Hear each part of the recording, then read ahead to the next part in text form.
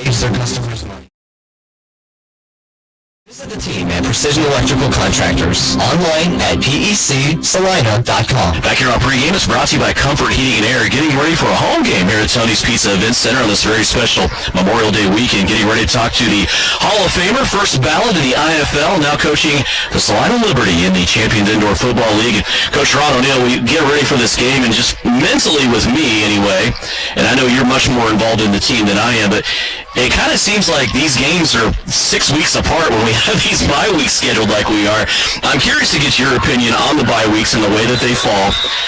We went to Dodge City, had a bye week right before that game, turned around after the Dodge game, went to Sioux City, now another bye week, back here at home to play Dodge City again, and another bye week next week. I know our schedule was front-loaded with a bunch of games all in a row without any byes. Do you kind of like these byes, though, later in the year?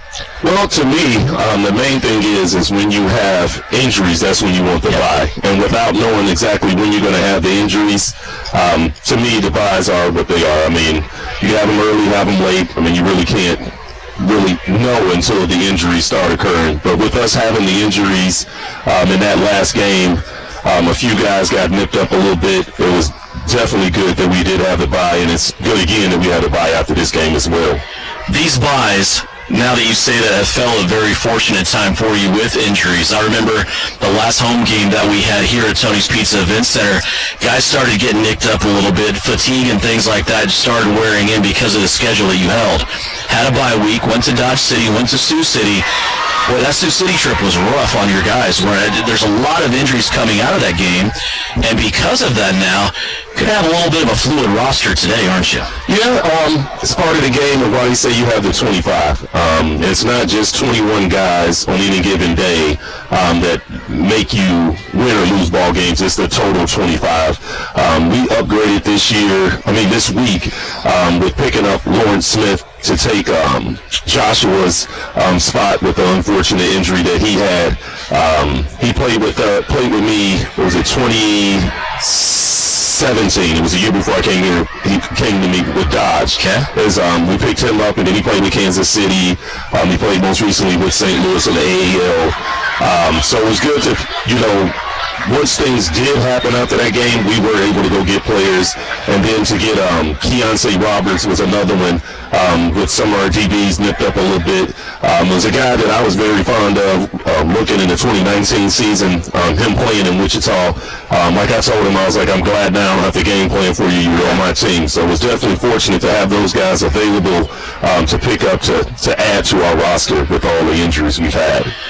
When you go to find guys like that, and of course your Rolodex is pretty thick, and you see, kind of some old players, some old guys that you keep in touch with, is it easy to call them and say, hey, I need you, and have them come in? Because, let's be honest, you don't always go out and find a guy that's 6'3", 300 pounds to come and play offensive line that's going to do a good job. Absolutely.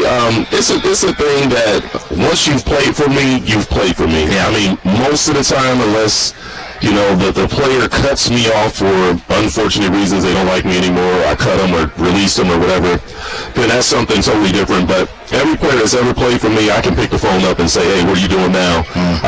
I need you. Are you available? Can you do this? And that's kind of what's been going on with Biggs. Lawrence, everybody calls him Biggs. To just have him, check in with me, hey, Coach, I'm going to play here, I'm going to do this, and then, hey, Coach, I'm not playing right now, love to get back on with you. That's kind of how that whole thing worked. Keontae is a person I've never talked to, not one day in my life. Okay. But it's a guy that, I followed. We are friends on Facebook. I've seen his life through Facebook, and I've seen what he's done to us playing, for Wichita Forest. So that call was a little bit different, but with having some of the guys that played with him, K-Hop and Detroit knew of him as well. It was a little easier transition to get a hold of him, to reach out to him and see what his availability was to get him on board. So it's all about, in business, like they say, it's all about relationships. And to have those relationships like that with these players as well as other players, knowing other players, it helps you to recruit. Let's talk about that Sioux City game a little bit. When you go into this game, everything that happened, especially early on in this game. Boy, you kind of look back at that, and those are the ones you're supposed to lose, right? It kind of seems like you're on the road, probably one of the most challenging places to play in Champions Indoor Football. Sioux City made some improvements. They were on their way to coming back, getting out of that losing streak, and then all of a sudden it seems like the wheels are falling off with your guys and injuries. And those are the games you're supposed to lose. You're down by 7 going into halftime. You come out, they have the football, and it just kind of seemed like there's no way you're going to come out of this. Then all of a sudden you come out of it and winning by double digits. Talk about that game and how all that transpired. Well, first off, it was a signature win. Like you say, when you win games like that, it shows a lot about not the X's and O's. It shows a lot about what you have in your gut. Yeah. Intestinal fortitude. To be mentally strong, to lose your quarterback in the first quarter, to lose your starting left tackle in the first quarter, to lose a defensive back in the second quarter, and continue to roll. The key piece, like you said, was at halftime, just making sure everybody knew where we were at. Hey, guys that usually don't play special teams, now you're going to have to play special teams. I need some help there. Letting them understand that, yes, they have the football first, but if we're trying to be the best defense in the league, which you guys been preaching and talking out your mouth, now it's about that action. Let's see what you do now. And with them stepping up and blanking them for the whole third quarter, was huge, because we only scored 7 in the third quarter, but it was just key stops that we got from that defense that switched the momentum back. And then when the fourth quarter started, it was kind of back and forth, but then we made plays that were momentum switching plays. That play where Travis blocks that extra point and Shaq runs it in for a 2-point conversion. The other big play was when Travis took the onside kick and ran it back for a touchdown. Those were the 2 biggest plays in that fourth quarter that prevailed us to that win there. Was the biggest play in this game early in that third quarter when Sioux City comes out with a 7-point lead? They're on their opening drive. They have a chance to go up 2 scores, and the new guy, Ishawn Funny, gets a fumble recovery and takes it back within the 15-yard line. To me, that just took the whole game and just flipped it. Because now you had a chance to tie the game up and get things back even instead of them going up by 2 scores. Right, but we didn't capitalize on that. On 4th and goal, we had a snap fool, we'll say, and couple guys didn't know exactly what they were doing, but that was a momentum switching play. It did stop their momentum. It ceased it right away, and Ishawn almost housed that thing right there. So it was good to see him out there in his first action. To me, if we had a game ball or anything like that, he was the player of the game for me. To go, we didn't even know he could play offensive line. So it was just hey, I need you to come over here, McCoy, tell him what he needs to do, and he did it well, not just average. He did it well, that now we can travel a little bit different lineups, knowing what he can really bring to the table. Is a guy that's very quiet. He doesn't say much at all, but he made a lot of plays, especially on the interior that goes unknown because it wasn't a big play, momentum switching play, but just very strong in the interior. He was pretty good on special teams as well, but how he played on the O&D line was second to none. That was huge. You told me before the game to not shake his hand. I made that mistake. I did. The other thing with him, though, that I want to ask you about is the help from Kelvin Mccoy, knowing his spot.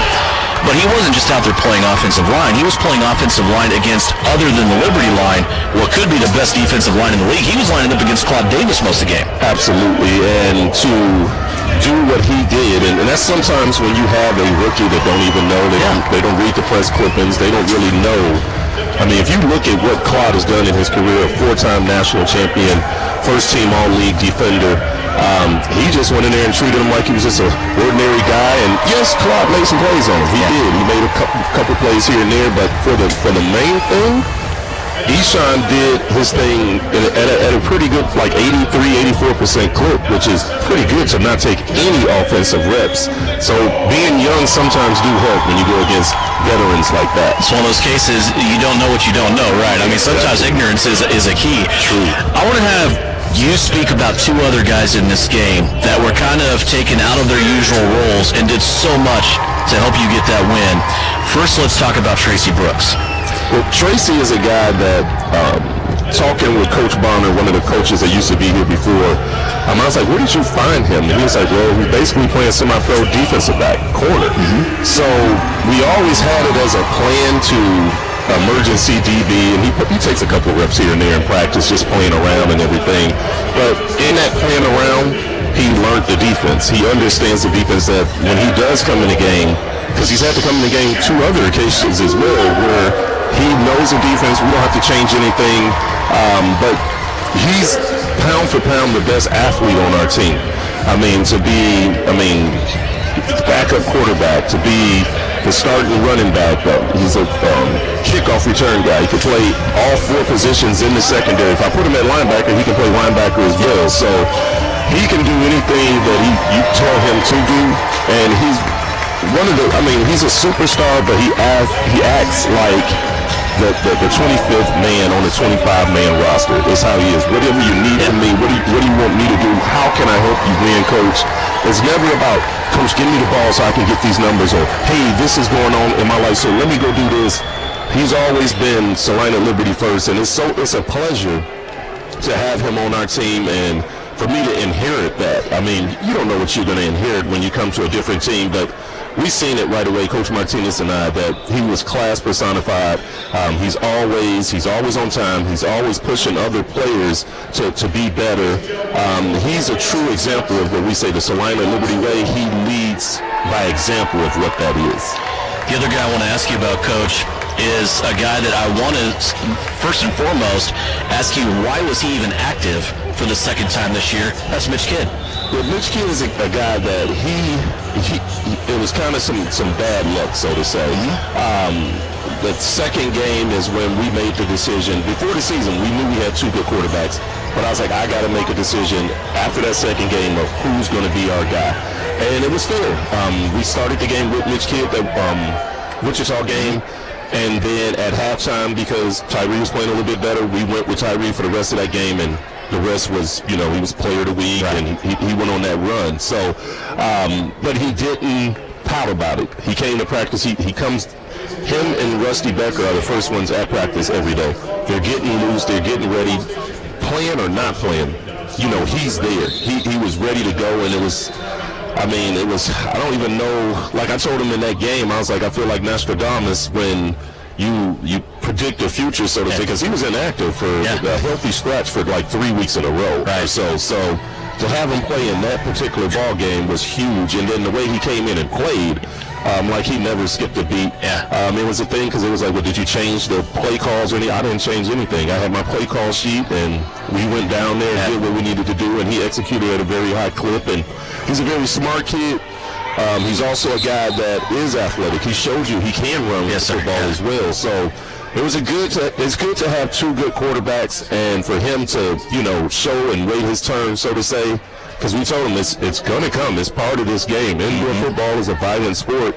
He waited his turn, and he made the most of it.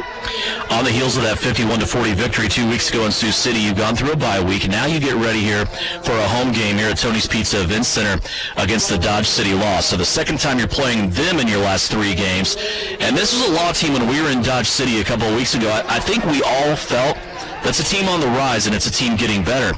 Well, here we are. They're only 5 games into their season so far, but they're 3-2. Percentage-wise, they're in second place in the league.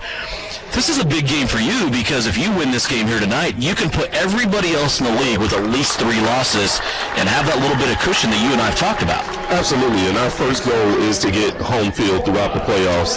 That's why I told my players we haven't accomplished anything yet. Potentially after this game we may, but it's a big game because, like you just said, they're in second place, and they're hot right now. Coach Davis has those guys playing well, understanding his scheme, and he's got some ball players down there. So it was a couple that we didn't play against, a couple offensive linemen, and they got some other linemen playing different spots, and then the receiver that came in and scored 2 or 3 touchdowns, I can't think of his name right now, that was injured when we played them as well. So we're definitely going to have our hands full tonight, and that's why I'm hoping everybody comes on out here to Tony Pizza Event Center to see all the different things that we got going outside, as well as enjoy a great football game inside. Should be a really good game. I know that you are playing with a little bit of a mixed roster this evening against Dodge City. Tyree Adams inactive, Isaiah Barfield, Jake Latimer, also Rusty Becker continues to be out. So you'll have some guys As you said, a new face coming in on the offensive line, but also some guys, too, that we're familiar with Jason Shelley, Oscar Scott, guys like that, that'll be helping out tonight as well. What do you want to see from your team here, other than a victory in this game? What do you really want to accomplish here against Dodge? Well, like I told my team yesterday, I'll say this game, like every game, is about improvement. You want to improve from the game that you played previously. And for those guys who haven't played in the past 2, 3, 4 weeks or so, here's a golden opportunity to put forth some great film to make it like, well, this is why you should play me, Coach. I've learned from my mistakes. I learned what I needed to do. And here's a golden opportunity, even if it's just special teams. Yeah. Show us something that we say, that guy has to be on the field. So, as well as like our starters, to understand that what's at stake. You know, we're going against the second place team. We have to be ready to go. We got to be, you can't overlook any team in this league, especially a team as talented as Dodge City. First ballot Hall of Famer Gerard O'Neill, his Salina Liberty undefeated. They're going to try to kick the door shut on the Dodge City Law here this evening at Tony's Pizza Events Center. Coach, thanks for your time. We'll talk to you at halftime. Alrighty, thanks again. Back with more pregame after this on KINA. At Comfort Heating and Air, we believe there's no place like your home. That's why we're proud to be a York dealer, an American-made product made in local factories right here in the Midwest. So you know the quality of our products are best in class. And with your investment in a new HVAC system for your home, you're helping our local economy. Call for your free replacement quote today with locations in Salina and Clay Center. Comfort Heating and Air, the company that cares. Living without pain and being comfortable is something we all take for granted until pain strikes. At the Salina Pain Clinic, your comfort is the #1 goal. Our facility has the only board-certified pain management specialist in the region and licensed support staff. Easy parking close to our doors, a single-level facility with no stairs, friendly faces that welcome you into a lobby where your relief process begins. Even our seating has your comfort in mind, providing a chair for every need. Procedures are performed in the Salinas Surgical Arts Center, an accredited facility with the latest technology to provide the best care possible. Our staff is licensed and will take the time to learn about you and what your pain means. We're dedicated to providing the best care possible because your comfort is our #1 goal. You'll see local physicians who care about our community. Call the Salina Pain Clinic inside the Salinas Surgical Arts Center, 200 South 5th Street, or online at aack.org. The name is JJ Lawn Care, but don't let the name fool you. It's not just lawns they care about, it's their customers. JJ Lawn Care is a locally owned business that works with people in and around Salina on more than just lawns. The spring season is here, and now's the time to act for a healthy, lush lawn. Call now for a free estimate on a 4- or 6-step program. Let JJ Lawn Care come to the rescue for your fescue. Give them a call today, 820-7728. JJ Lawn Care, caring for more than just your lawn. Salina Septic Services provides septic services including septic tank installation, inspection, and repair. In addition to professional septic tank services, we also provide portable restroom rentals. We have many options available, including his and hers portable restrooms and hand washing sinks. Setup, service, and removal are all part of our rentals. Whether you project a long-term construction job or a family gathering, we guarantee a clean porta potty. Find us today at salinasepticservice.com. You hire street plumbing, heating, and electric in Salina and Lincoln, you'll be making a great decision. Providing full-service plumbing and HVAC, they have the knowledge and skills to get the job done right the first time. They work with you throughout the project to ensure you get the personalized service you deserve from licensed and insured technicians. Excellent customer service in Central Kansas since 1985. The experienced team will clean the premises once the job is done. Street plumbing, heating, and electric. Know them better at streetphe.com. You're listening to Salina Liberty Football on KINA Sports.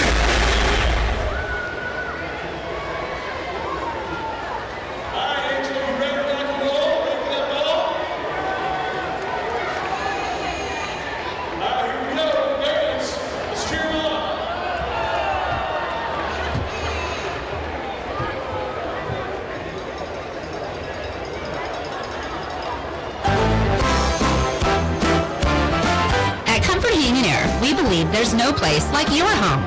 That's why we're proud to be a York dealer, an American-made product made in local factories right here in the Midwest.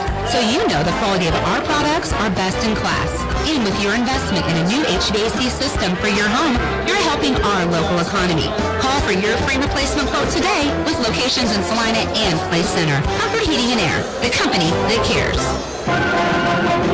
Looking to take the next step in your career? An MBA from Kansas Wesleyan can help. You can complete the degree entirely online with no GMAT required in as little as 1 year, and your last class is free. You can start at the beginning of any 8-week session. Want to know more?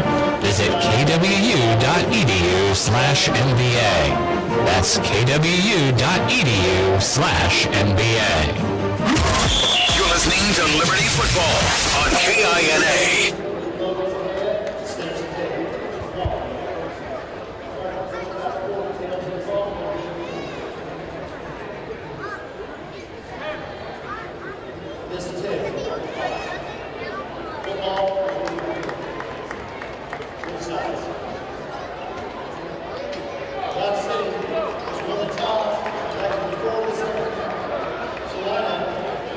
Hi, I'm Hannah, flooring designer with Mead Lumber of Salina. As an employee-owned company, we work hard to gain your trust and know every penny you spend should be well worth the product you choose. We cater to all customers, interior designers, contractors, or do-it-yourselfers. We recently added a 3,000 square foot showroom with carpet, LVP, tile, hardwoods, or laminates on display. Come see all the products we offer to help you with your next flooring project. Mead Lumber of Salina, where we make every aspiration doable. Mead Lumber, 707 North Broadway. When termites strike your home or business, you want to fight back with the best. Hasman Termite and Pest Control to the rescue. With over 57 years experience, they offer the best of options, including the new BASF High Precision Injection Treatment. Don't let termites get you down. With one phone call to Hasman's, they can put one in the win column for you. Call Hasman Termite and Pest Control today or visit HasmanTermite.com and follow them on Facebook. Warm weather is just around the corner, and we can feel it at Salina Wholesale. Time to get quotes and place orders for those graduation parties, weddings, or spring break shenanigans. We always have great deals on case orders and 15% off for Wine Wednesday. Don't forget Craft Beer Thursday. Save big now at all 3 locations in Salina, at Sam's Club, off 9th Street behind Cadova, and on the corner of Iron and Ohio. We have better prices. We're close and quicker. Salina Wholesale Liquor. Think about the word precision. Precision represents quality and the fact of being exact and accurate. Isn't that what you want when it comes to electrical? Precision Electrical Contractors in Salina brings exact and accurate quality to electrical jobs in Central Kansas since 2003. Precision Electric's focus on quality and performance, combined with their experience and dedication, creates a winning set of finished products which saves their customers money. Don't rely on so-so electrical. Visit the team at Precision Electrical Contractors. Online at pecsalina.com. Don't go another day with roof problems. Ryan Roofing will provide you with the world's best roof, the Durolast Roofing System, custom prefabricated to fit your specific building. Your Durolast roof will be leak-free with virtually no maintenance. It's resistant to fire, high winds, chemicals, and temperature extremes. Plus, there are potential energy savings versus traditional roofing. Ryan Roofing has installed over 10 million square feet of Durolast roofing. Trust Ryan Roofing to solve your commercial roofing needs. Call for a quote today, 825-0475. Salina Regional's Orthopedic and Sports Medicine is your home field advantage. Led by orthopedic surgeons Dr. Timothy Hawks and Travis Rump and sports medicine physician Dr. Matthew Pyle, along with an A-team of certified athletic trainers and physical therapists, we are ready when you need us to help prevent injuries, enhance performance, or to heal through surgery and rehabilitation. For early athletes to weekend warriors, the home field advantage starts at Salina Regional Orthopedic and Sports Medicine. Liberty plays here. Salina's sports station is KINA.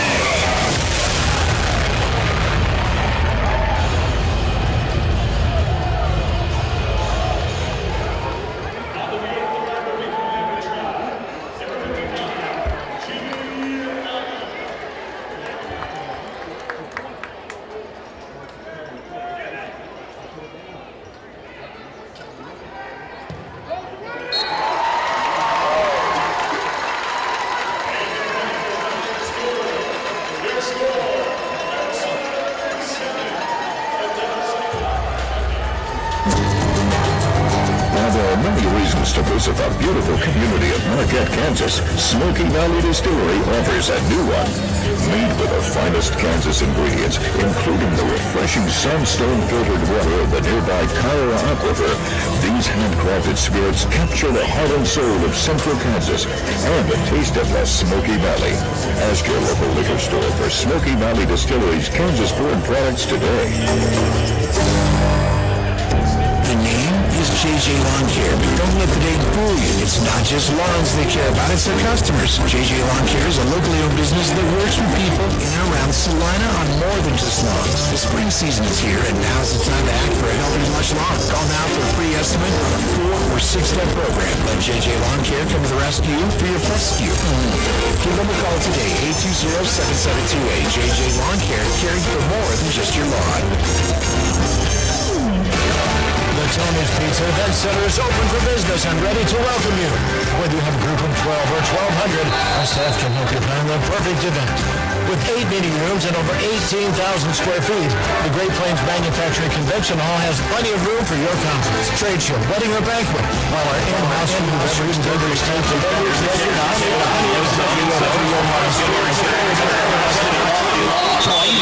almost to the 5-yard line. Brought down there on their turn. Griffin will be calling his name all evening long, as he is giving the Dodge City law very position here. Keep in mind how confident was. He was active. He's 100% guts his game does. And he just brings activated and he's on. Just being himself. Something sticks in my mind. You hear early on in the season as part of our electric halftime. He said when he was here in 2020, and when they finally were having he left all his stuff. He's coming back. Starting or not. That always has on my mind. Right outside first down. They're going to get maybe about 6 inches out of the play. They'll bring it second down and 10. Great shot coming off the edge, and maybe a little bit of play that lost handoff to an exceptional amount of time, and their quarterback just been waited for around that. So once again, no Jake Latimer this week. Shaq Bradford coming in. We talked about it. We'll see him play the whole game and how he does. Just 3 active defensive linemen for the Liberty. They are going with a 2 linebacker set right now in the middle of the field. Brayshawn Stewart is up in the box, and here's a big tackle. The flag is going to fly on the play. It is Eshawn Funny who came in. And the flag on the play, we'll have to sort out here, but a little bit different look too, Russ, because in the middle of the field at linebacker, and we see Salina play this look against Sioux City. You're going to get Travis Taylor for a personal foul. Brian, did you see anything field level? I honestly didn't. That play happened so quick that I didn't see where he would come in late. But I trust in the officials.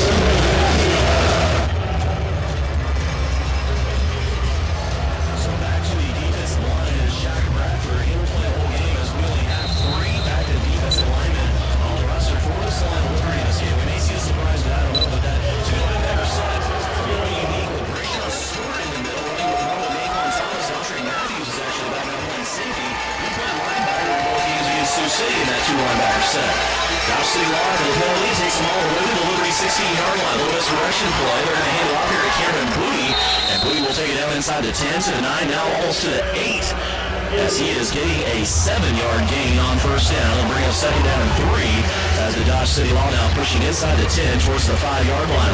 11:48 left to go. Liberty started out with the football. They scored on one play. When you talk about Freddie coming in, signed to play defensive line 2 weeks ago against Sioux City, and Josh Hughes going down and Bruce stepping up the coach saying, hey, I can play offensive line. So really the first look anybody's seen of him at that defensive end position. Josh Hughes is listening or watching on YouTube. I wish him all the best. Bad injury for him. He will miss the rest of the season. Our thoughts are with Josh Hughes. Here's a handoff. Once again, a little stutter shot in the backfield by Cameron Booty. Will take it inside the red zone, just inside the 5-yard line. I don't move the chains for the Dodge City Law. Get them a first down and goal just inside of the 5. A lot of you don't see in the indoor game is you spread them out up and down the field offense. Dodge City, kind of like Sioux City, bring that extra offensive lineman in there. So causing the defense to now bring their secondary up, now 2 linebackers. Just interesting to see Salina adjusting well to it the first round, see what happens this game. Dodge City 3-2 on the season. They are currently in second place based on winning percentage in Champions Indoor Football. They're coming off of a win against Wichita this past Sunday, 40-34. Extra lineman in there again. Cameron Booty will turn around, and he will call a timeout. And that will be the first timeout of the game for the Dodge City Loss. 30-second timeout. We'll step away, take it as well. 10.5 minutes left to go first quarter. Liberty up 7-0. Is open for business and ready to welcome you. Whether you want to group 12 or 1,200, our staff can make your plan the perfect event. With 8 meeting rooms at over 18,000 square feet, the Great Plains Manufacturing Convention Hall has plenty of room for your conference, trade show, wedding, or banquet, while our in-house food and beverage team can craft menus to suit any of them. Schedule your personalized tour today by calling Tony's Pizza Event Center today. You're listening to Salina Liberty Football on KINA Sports. 7-0. Liberty. As we once again see the Dodge City Law with that extra lineman, as you touched on a little bit, Russ. They have their traditional 3 lineman set. But then they also bring in defensive linemen. Jamar Seared into the mix. Also Lamont McDonald most of the time is one of the guys doing the damage in there. Ben Hughes has also been able to line up in this big set. And that's what the Law have right now. With a big fullback in there in front of Cameron Booty. Booty is going to run into a battle. He's not blocked. Coming into the backfield, wrecking the party for the Salina Liberty. Shaq Bradford, once again, the former Coyote from Kansas Wesleyan. And he is making an impact. Guys, you talk about Lamar McDonald, one of those extra linemen that comes in. I had a chance to talk to him before the game. He was the guy who got the staple in his hand when he played out of Dodge City. I asked him, do you have any idea he thought they obviously had stapled some of the branding to the turf? Came on and I go, how'd you get out? He goes, hey, I just had to pull it out on my own. I had no choice. I wanted to play. Put staples in turf. That's a horrible idea. Here's a handoff. Cameron Booty. Again, he's going to play. Boy, this Liberty defense is wound up. Russ Gossels again. Shaq Bradford almost beating the handoff to the running back, Cameron Booty, who's taking a lot of punishment. Yeah, he must have heard us talking about him. Shaq Bradford wanted to watch him play the whole game. Just every play, beating the right offensive tackle off the line for Dodge City. Brings up a big 3rd down here. Defense played really one penalty that nobody saw. Had a penalty happen now. Big don't break, going on in the end zone. 3rd down and goal. Dodge City one time at the 4-yard line. They have been knocked back now to the 8-yard line. They'll go heavy. 3 wide receivers on the right-hand side. Here's the snap back to Austin Ramsey. He will put it out there to his defensive lineman who's in there moonlighting as an offensive player. And it's going to be a touchdown for the Dodge City Law. Lamont McDonald. At both hands in the staples. Boy. Not only can he catch the ball, and we saw it a couple of times in Dodge, he's 6'3", 360 pounds, former Wyoming Cowboy. So when he does get the football out in the flat like that, Russ, you still have to tackle him. Yeah, and you saw that a couple, back in May when Salina played at Dodge City. Lamont McDonald caught a few passes, and how hard it was for the Liberty defense to bring him down. So Dodge looking for the tie here. Mathis on for the extra point. They'll kick it up and kick it through. We are tied at 8-17. Oh, sorry. Yes, it is no good. Thank you very much. This went wide to the left. Tough snap. Kelvin wasn't able to get it down in time. And Mathis just kind of pulled it to the left. That will bring us to a media timeout with the Liberty having a 1-point lead. 8:17 left to go. First quarter, 7-6. Salina over Dodge City. We're off and running here at the Tony's Pizza Event Center. Back with more Liberty football here on KINA. Salina Septic Services provides septic services including septic tank installation, inspection, and repair. In addition to professional septic tank services, we also provide portable restroom rentals. We have many options available, including his and hers portable restrooms and hand washing sinks. Set up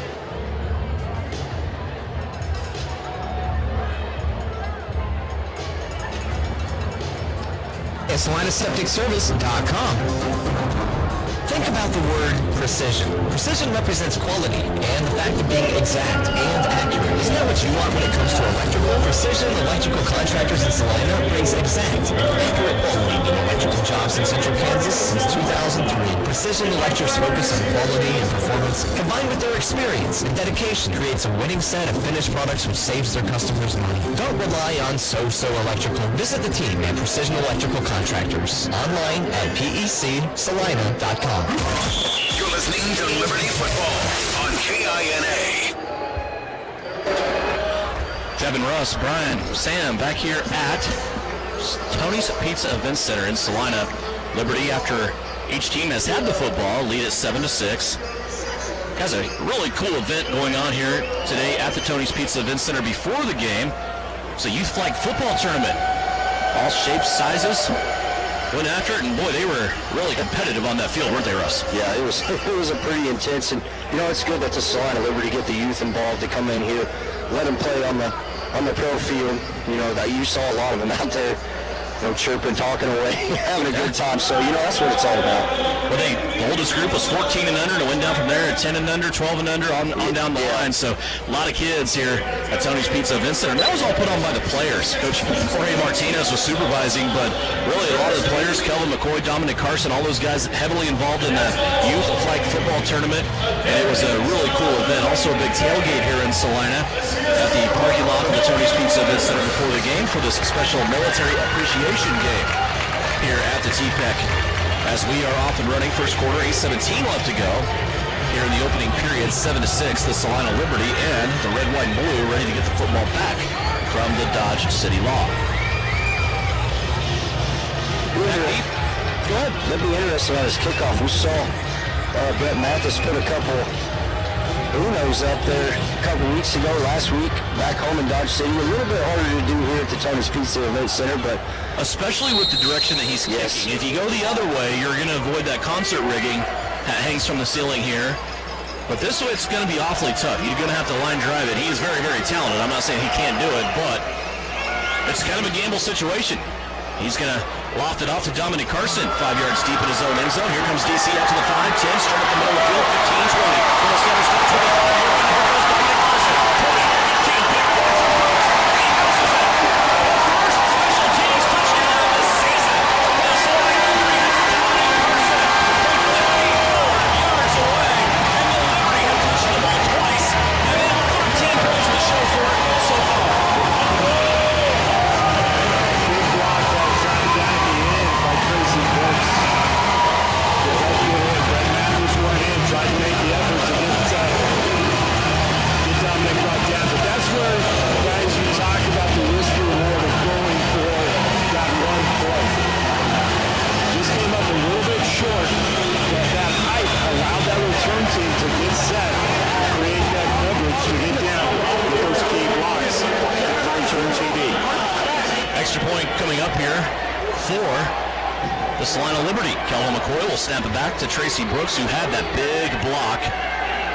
Jimmy Allen on the point after his kick is up, and there's a flag on the play. The kick was good as a couple of flags come in.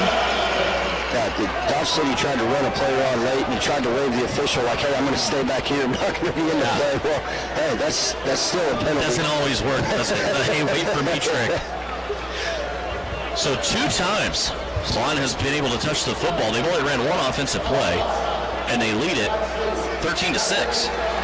Extra point is good, so that'll make it 14-6. I hate to pronounce somebody dead while they're obviously still breathing, but Russ kind of looked at me during the break, and we know that Dodge City just scored. You just have that feeling that there's a feeling about this team with Salina and what's going to happen here tonight. I'm not sure what it is, but it's definitely something on the bench. Everybody just goes, we want to score each and every time we touch the ball. And one of the comments was made, can we make it easier? Can we score faster? I don't know how you can score faster. You've only had one offensive play and you've got 14 points on the board. Well, and it's a great note back, too. The Salina Liberty lead the champions into a football league in offense. They also lead the league in scoring while they're dead last in time of possession. It doesn't take long for that to happen. Yeah, no, it's a high-powered, high-scoring, fast-paced offense, and Coach has talked about it, you know, we want to put up 60, 70 a game. I mean, there's always something to improve on, as Coach has always said. Jimmy Allen ready to kick it away. He has that ball pulled to the right-hand side as far as he can for this kick. He's going to angle it back to the middle of the field.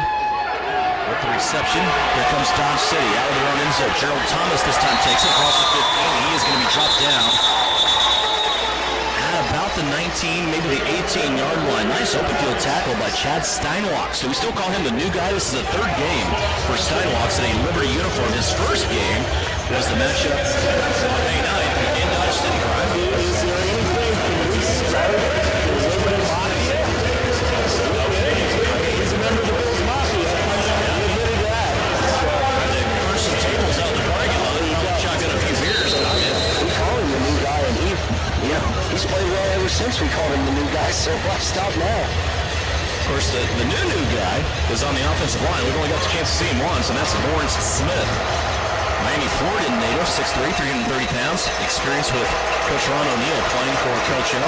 First ballot Hall of Famer in the NFL. I'm required to say that now every time I say Ron O'Neal.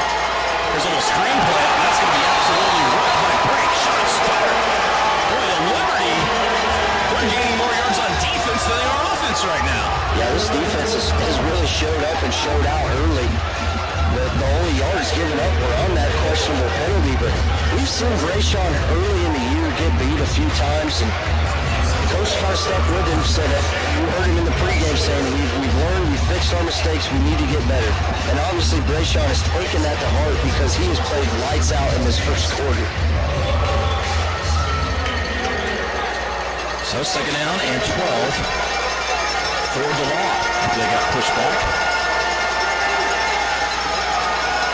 There's a pass to the left-hand side. This will be Gerald once again. Gerald Thomas. They'll get about 8 yards on that play, make it a manageable now, 3rd down and 5. Kind of scrambling around right now. It looks really uncomfortable as Ray John Austin Ramsey, the Dodge City quarterback, over to head coach Richard Davis to get a play. Now he's back in the middle of the field to meet up with his offensive teammates here for the Law.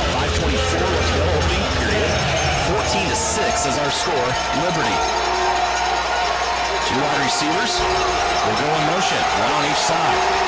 Single back in the backfield. They will run it off to the left. First down yardage, and then some.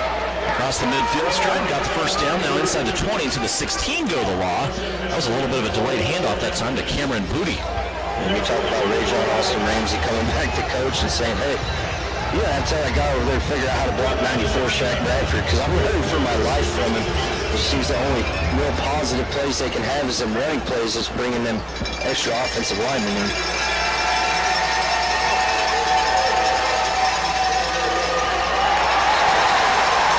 City trying to go to the left-hand side this time, and that's going to be held for minimal gain again. In on the play, Shaq Bradford, along with a KCAC teammate from Bethany College, was Trey Roberts that time. Yeah, just a great defensive play there once again by Trey Roberts, stringing that play out, get it towards the wall where your guys can come and help you finish the play off. Bring up 2nd down and 9. Dodge City. Still the running back in the backfield, 3 wide receivers. They will hand it off again. Nope, it's a little read option play. As Austin Ramsey's going to keep the football, and he is tripped up, brought down at the 15-yard line. Coach Ron O'Neal in to complain about a block in the back. He will not win that argument, and it's going to be 3rd down at the 15-yard line, 3rd down and 7 for this Liberty defense. Yeah, Coach O'Neal's still not happy as Don Trey goes over there and tries to calm him down a little bit, say, hey, Coach, we got this. It's all right. Bring up a big 3rd down here. Do you think the referee that he is arguing with is a first ballot Hall of Famer? I'm going to say probably not. This one takes a shot in the dark. 3rd down and 7. It's a long 7 for the Law on the 15-yard line. Flank out to the left. Low pass. It goes off the turf and against the wall. Incomplete. That'll bring up an interesting 4th down for Dodge City. They have a really good kicker, one of the best kickers in the league, in Brett Mathis from Bethel College. And it looks like Richard Davis will bring Mathis on here and try to get the 3 points. Yeah, when you got a kicker like that, Mathis coming in, it's kind of a no-brainer right here. He's been pretty solid all year. Now, once Special Teams Player of the Week a few times. Obviously, last week winning Special Teams Player of the Week by hitting, kickoffs for 1 point there 3 times. It's a 40-yard attempt. Put down at the 22-yard line. Mathis puts his leg into it. It's going to go up, and it is good. Almost perfect as Mathis punches it through, and that will bring us to our second media timeout. 2:41 left to go. First quarter, 14-9 after the field goal. Dodge City leads it by 5 here on KINA. PRP, or platelet-rich plasma injection therapy, has received quite a bit of attention since its use by many professional athletes. Professional football players like Peyton Manning and Jamal Charles have used PRP therapy for sports injuries and to avoid surgery. But you don't have to be a world-class athlete with millions of dollars for this cutting-edge therapy.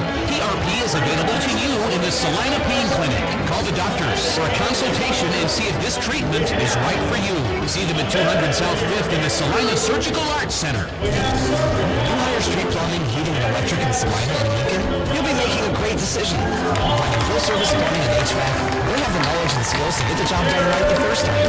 They work with you throughout the project to ensure you get the personalized service you deserve from licensed and insured technicians. Excellent customer service in Central Kansas since 1985. The experienced team will clean the premises once the job is done. Street Plumbing, Heating, and Electric. Know them better at streetphe.com. Salina Sports Station is KINA. So going to break. City led by 5. I'm sorry about that. I apologize. 14-9 is our score. My brisket burned up today. I'm still a little flustered. We spent a long time on that brisket today too, doesn't it? We'll just leave it at that. Ryan, big field goal there by Bruce Mathis. He had 3 kickoffs last week for Dodge City on. It's referred to as an Uno. Champions indoor football this year. Mr. Uno, and he is probably, you have to vote on probably the biggest character, not only on the team, but in the league. He was just such a free spirit, and just kind of does what he wants to do. He's got of course, reaching there, seeing it, but after each of his successful PATs and field goals, he's got probably one of the best handshake rituals, and when he really feels confident, in honor of the old Flying Aces, you'll see him kind of swerve down with the wings out. Okay. And he is just a guy that kind of does what he wants to do. I did ask him on these Unos, is it his call or is it that of Coach Richard Davis? He said they talk, but ultimately Coach Davis is the one that gives him either the thumbs up, thumb down, and he'll try it. I would have a feeling that after the last kickoff, return for a touchdown, might see a little split kick on this one. It is a gamble because you either get 1 point or it goes and misses, and you put the opponent at the 25-yard line. But I think either way, it's still better than kicking to Dominic Carson. Yeah, last time it was. But we'll see. I'm putting my money on split kick right here. 14-9. Here comes Mathis. He is going to kick it off. Still late, first quarter. And this one has the distance, but it is going to miss. 25-yard line. They go back to the 25. So there you go. That's the gamble that you're playing with here. You throw all your chips in the middle of the table for one kickoff. Either you're going to get the 1 point and put the Liberty at the 5, or you're going to miss and the Liberty come out to the 25. We've already seen that ability to score, Russ. They don't need any help. Yeah, and it's 2:36 left to go in the first quarter, and I believe, correct me if I'm wrong, Devin, been wrong before, but are we looking at the second offensive play right now for Salina? All right, I cannot correct you. You thought you were wrong that one time, but you weren't, so you've never been wrong. So that is one thing to look at there. Mitch Kidd, 1 for 1. He's 100% perfect passer rating right now. Has a 23-yard touchdown pass to Fast Ed Smith. 4 wide receivers. Here's Mitch Kidd. Wants to go over the middle. Chad Steinwalks to the 18. Bounces off a couple of tackles. Now a big stiff arm, and Steinwalks is going to have forward progress to the 16-yard line. It's a 9-yard gain for the newest receiver of the Liberty. And he'll have a second down and 1 now. Tough running inside there, Brian, by Chad Steinwalks. Yeah, I did talk to Chad in between some of the plays previously. He did give the thumbs up to the Liberty Mafia, but also is requesting another tradition up in the Bills territory, the ketchup and mustard sprayed on somebody. Ooh, yeah. We'll have to put that to a vote. Here's a pitch out, Tracy Brooks. Second down and 1. He is going to plunge inside the 15-yard line to the 13. It's a gain of 3 and a first down for the Liberty. First down and 10 at the 13-yard line. We enter the last minute and a half of the first quarter. Liberty lead it by 5. They go back to that play with Chad Steinwalks. You're talking about 3 Dodge City Law players that bring him down at 6'4", 220. If he wants me to be a part of the Bills Mafia, I will be. I'm not going to argue with the guy. I'm kind of hearted towards somewhere else, but if that's where he wants me to go, I'll go. Well, in his first game against Dodge City back on May 9th, he had 2 touchdowns. Could have had 3 from Tyree Adams. Tyree, though, just missed him in the end zone. So he has made an impact. Here's a little screen play out, bubble screen. This one's executed nicely.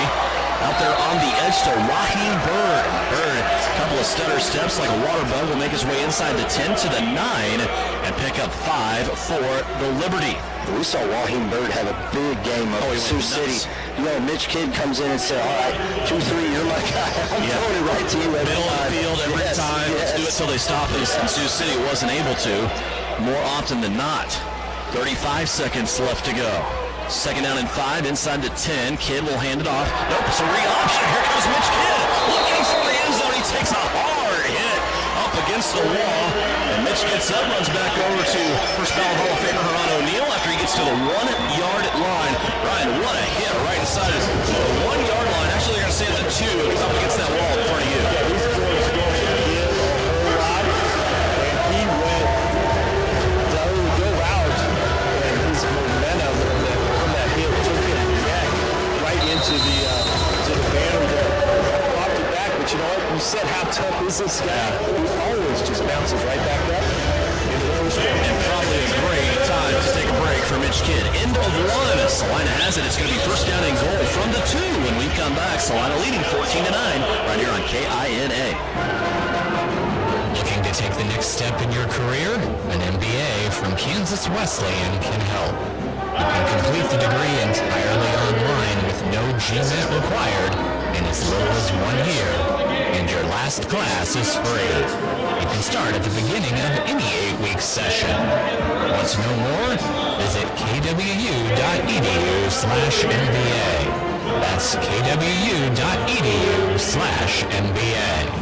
Warm weather is just around the corner, and we can feel it at Salina Wholesale Liquor. Now's the time to get quotes and place orders for those graduation parties, weddings, or spring break shenanigans. We always have great deals on case orders and 15% off the Wine Wednesday. Don't forget Craft Beer Thursday. Save good now at all 3 locations in Salina, at Sam's Club, off 9th Street behind Cadoba, and on the corner of Iron and Ohio. We have better prices, we're closing quicker. Salina Wholesale Liquor. When termites strike your home or business, you want to fight back with the best. Hasman Termite and Pest Control to the rescue. With over 57 years experience, they offer the best of options, including the new BASF High Precision Injection Treatment. Don't let termites get you down. With one phone call to Hasman's, they can put 1 in the win column for you. Call Hasman Termite and Pest Control today, or visit HasmanTermite.com and follow them on Facebook. You're listening to Salina Liberty Football on KINA Sports. 14-9, Salina Liberty leading by 5. They will have a first down and goal inside the 5-yard line. Mitch Kidd leading the way so far. Has not thrown an incomplete pass. Has thrown 3 times, 3 for 3, has a touchdown to Ed Smith. Jimmy Allen, 2 for 2 on extra points. Shaq Bradford going nuts on defense. Pretty much sums it up so far, right? Yeah, I mean, it's pretty much, you know, the special teams playing, the 1 special teams play, or the 2 special teams kickoff returns have been great. Oh, yeah, I forgot. And Dominic he scored too. So, you're going to hear Rusty Becker at halftime interview with Brian. Stick around for that. I went over there to talk to Rusty before to have him come up here and do that interview, and Mitch Kidd over there sitting right next to him kind of looked at me like, hey, I played last week too. We know, Mitch. We already interviewed him. Like week 3 we interviewed him. Mitch, we know you played great. Come out and show us again. We were ahead of the curve on that deal. So Rusty Becker is coming up. That's the Precision Electric player profile coming up at halftime after we get the second quarter taken care of. Start of the second, pitch out. Tracy Brooks will plant his foot, go to the goal line, and he does what Tracy Brooks does. Oh, they're going to stay short. Boy, Tracy had that ball held out there, reaching towards the goal line. Looked like he broke the plane. They're going to say no, so the Salina Liberty will probably come back and run the same exact play again. Yeah, the head linesman called it a touchdown on the near side right in front of him, and the line judge from the far side by the sticks, as we're looking at it, comes sprinting in about as fast as Serrano O'Neal went over to talk to him after that one play. You mean first ballot Hall of Famer, Serrano O'Neal? It won't get old saying that, I promise. I'll correct it. Two receivers on the right-hand side, and this is a Mitch Kidd quarterback sneak, and go ahead and give it to number 9. He is in the end zone, this time on a running play. Mitch Kidd has just put a 20 spot on the board for the Salina Liberty. They lead it by 11. Extra point pending coming up from Jimmy Allen. Brian, that's just one of those plays. Hey, we got a new left tackle. I don't care. We're going to go ahead and just let Lawrence Smith lead you into the end zone. Yeah, it's, the path was there, and Mitch just decided I'm going to go right on top and get it done. You know, we talk so much about, hey, who are we going to be missing? You know, are we really missing? This team has such depth. And again, we always go back to the same recurring thing. They play for each other. That they just continue to do what Liberty football does. My apologies to Oscar Scott. He is the one long snapping back this week, active for the Liberty. Perfect snap, back to Tracy Brooks. Brooks kick, or excuse me, Jimmy Allen's kick off the Brooks hole is no good. High to the right. Jimmy's going to miss that one, so now 2 of 3 on extra points. And our score remains 20-9. So Oscar Scott back in there, active again for the Liberty. And Oscar missed a couple of games inactive. It's because they were bringing in extra defensive backs, extra receivers, trying to plug some holes here and there. Of course, now Josh Hughes is out, but we're also missing Isaiah Barfield, Jake Latimer, also Rusty Becker.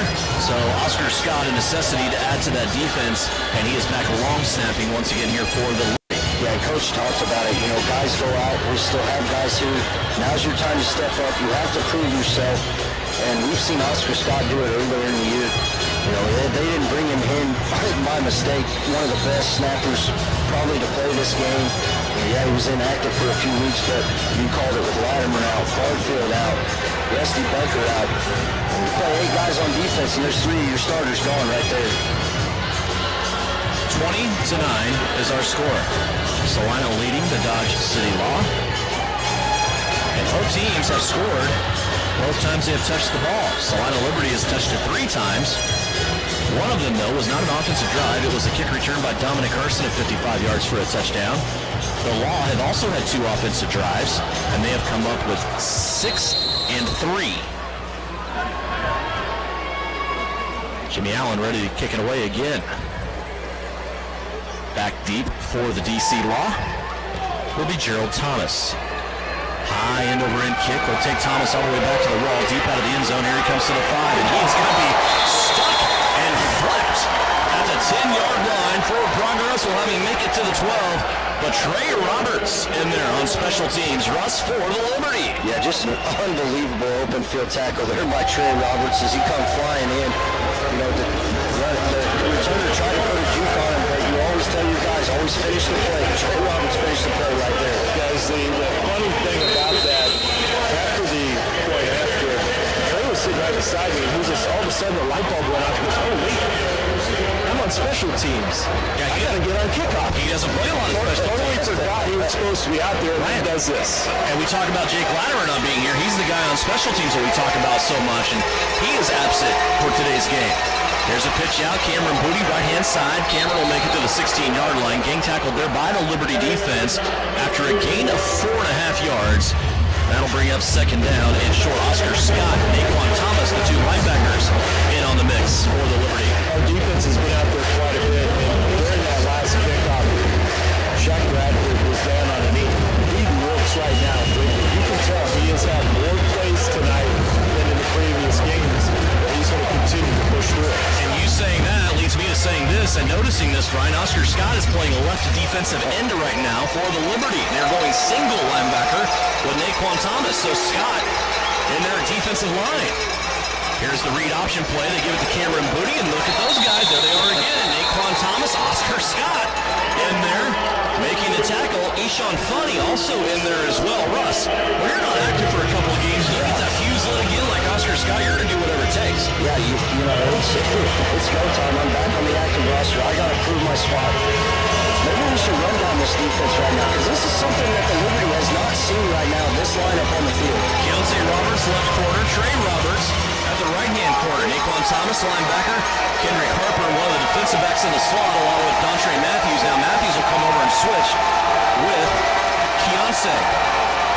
Here's the pass, right in the middle of the field, and Dontre Mathis absolutely lights up Gerald Thomas like a lamb. Thomas somehow held on to the football. He is going to move it across the midfield stripe and have a first down for the Law. What a catch. Yeah, as much credit as we give to Dontre right there. You know, Roberts holding on to the ball, took a shot, Detroit came in, hit him, had a guy on the backside come and sandwich him, and just a great catch by there.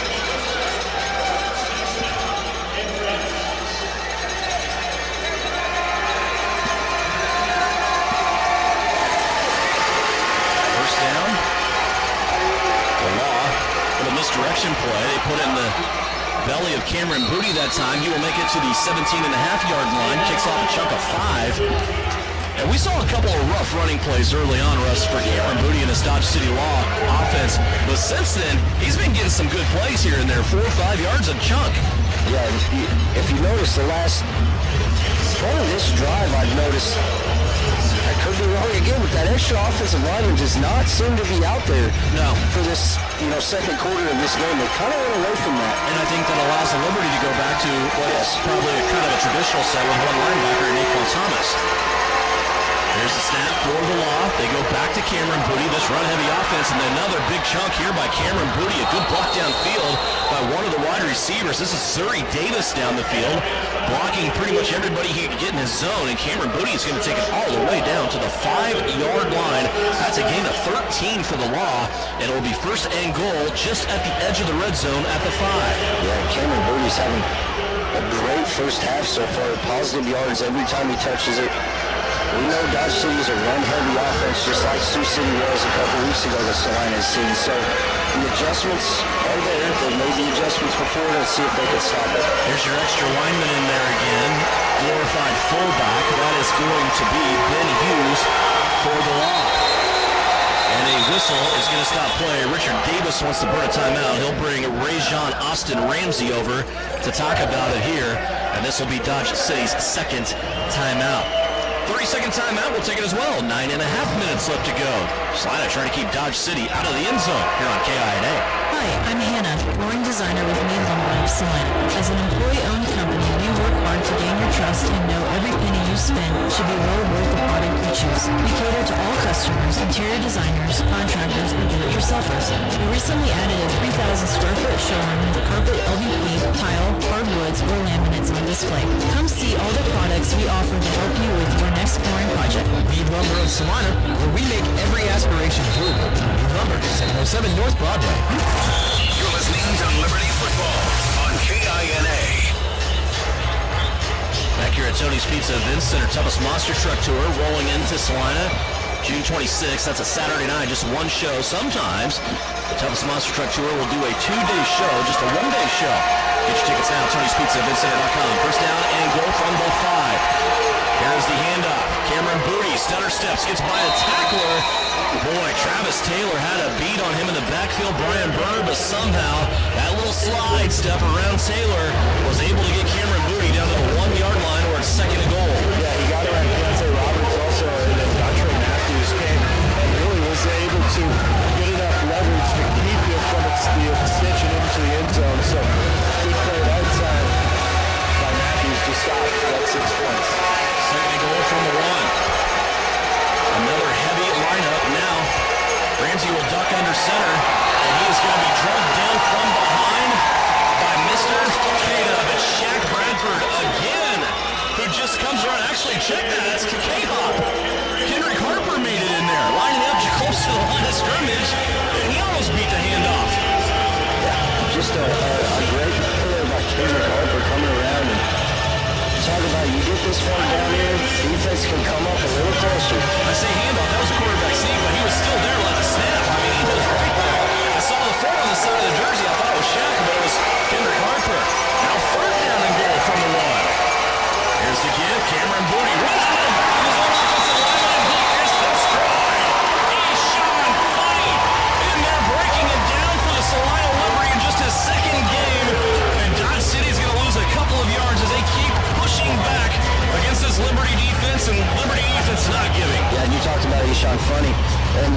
Coach O'Neill talked about him 2 weeks ago, how strong he was. Devin, you can attest to this. He said, do not shake that man's hand. I did. And you shook the man's hand. He stood the center of that time and drove him straight to the backfield. Cameron Booty got the handoff and ran into set lineman.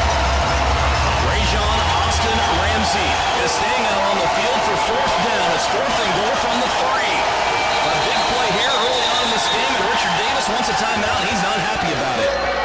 The 3rd and final timeout for Dodge City. 7.5 minutes left to go. 30 seconds. Back with more. It's a 4th down play coming up. At Comfort Heating and Air, we believe there's no place like your home. That's why we're proud to be a York dealer. An American-made product made in local factories right here in the Midwest. So you know the quality of our products are best in class.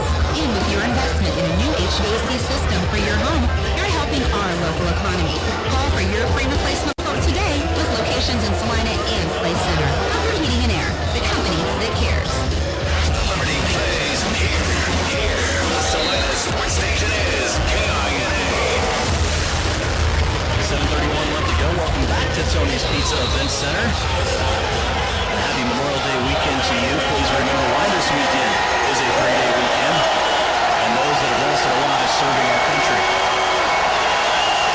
20-9, Liberty trying to stand on 4th down. Dodge City, 4th and goal at the 3.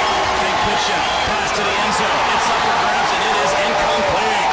In there on coverage, Trey Roberts, Keontae Roberts. The Roberts twins will call as they were ready to knock that football out of the air, and right there, and a big stand for this Liberty defense. They turn Dodge City away and they retain their 20-9 lead, and we are at a media timeout. 7:26 left to go, 2nd quarter. Back with more Liberty football. Salina has the ball here on KINA. Think about the word precision. Precision represents quality and the fact of being exact and accurate. Isn't that what you want when it comes to electrical? Precision Electrical Contractors in Salina brings exact and accurate quality to electrical jobs in central Kansas since 2003. Precision Electric's focus on quality and performance, combined with their experience and dedication, creates a winning set of finished products who saves their customers money. Don't rely on so-so electrical. Visit the team at Precision Electrical Contractors online at pecsalina.com. Don't go another day with roof problems. Ryan Roofing will provide you with the world's best roof. The Duralast Roofing System.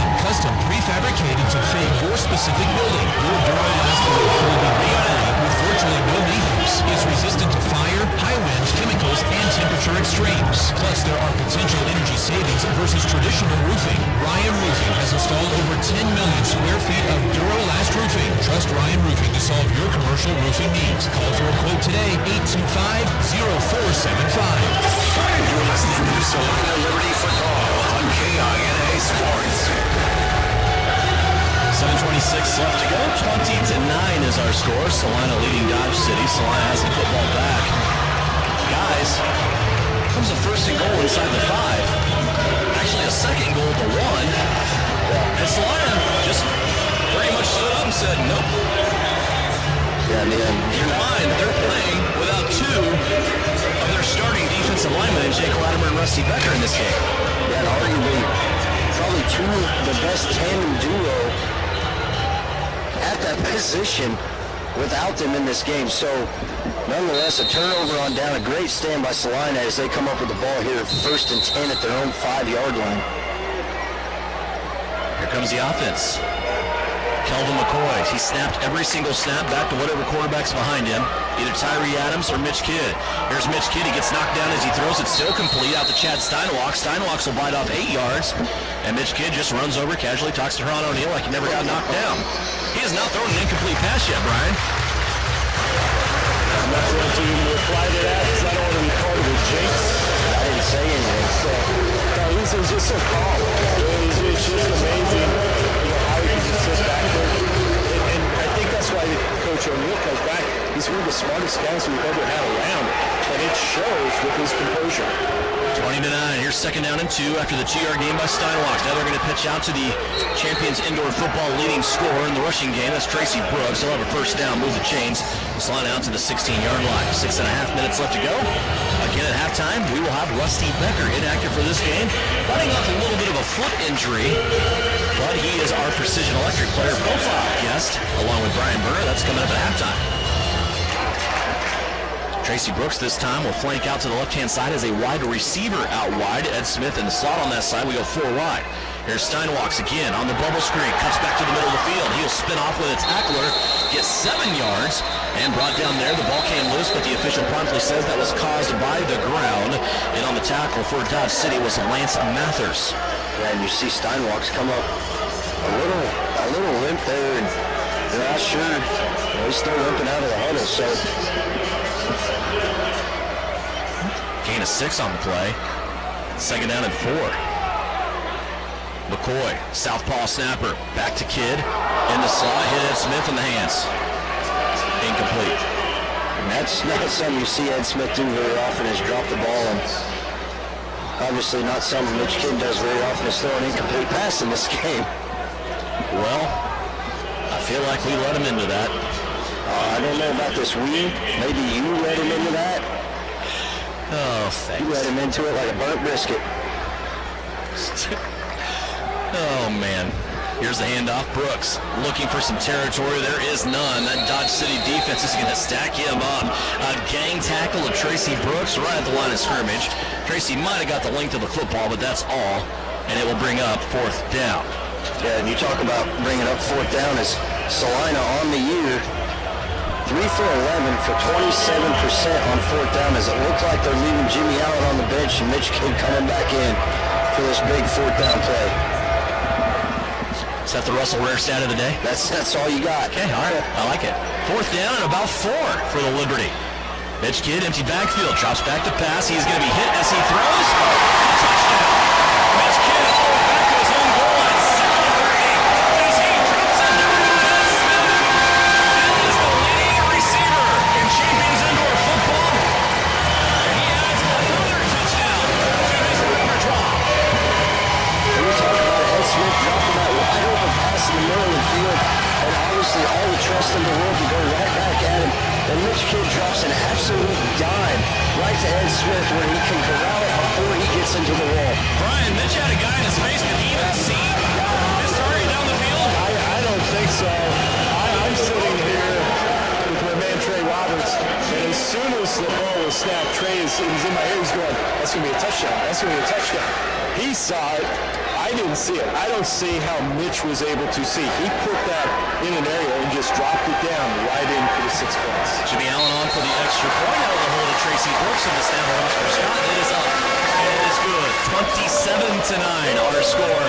And now all of a sudden, we have to flip this game, Russ, because Dodge City down 20-9, knocking on the door of the goal line, 2nd down and goal, and they cannot get it in.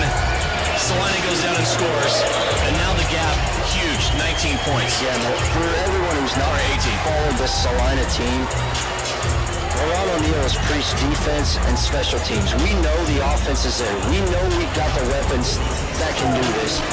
But Salina's defense has been the Achilles heel, and that showed key right there on that when they had 1st and goal at the 2-yard line and was able to hold them out. Our own Tyler Henry did an article with Ron O'Neill, kind of a mid-season breakdown of the Liberty. There were 2 things that Ron O'Neill said in that article to Tyler that really kind of made me spin my head a little bit.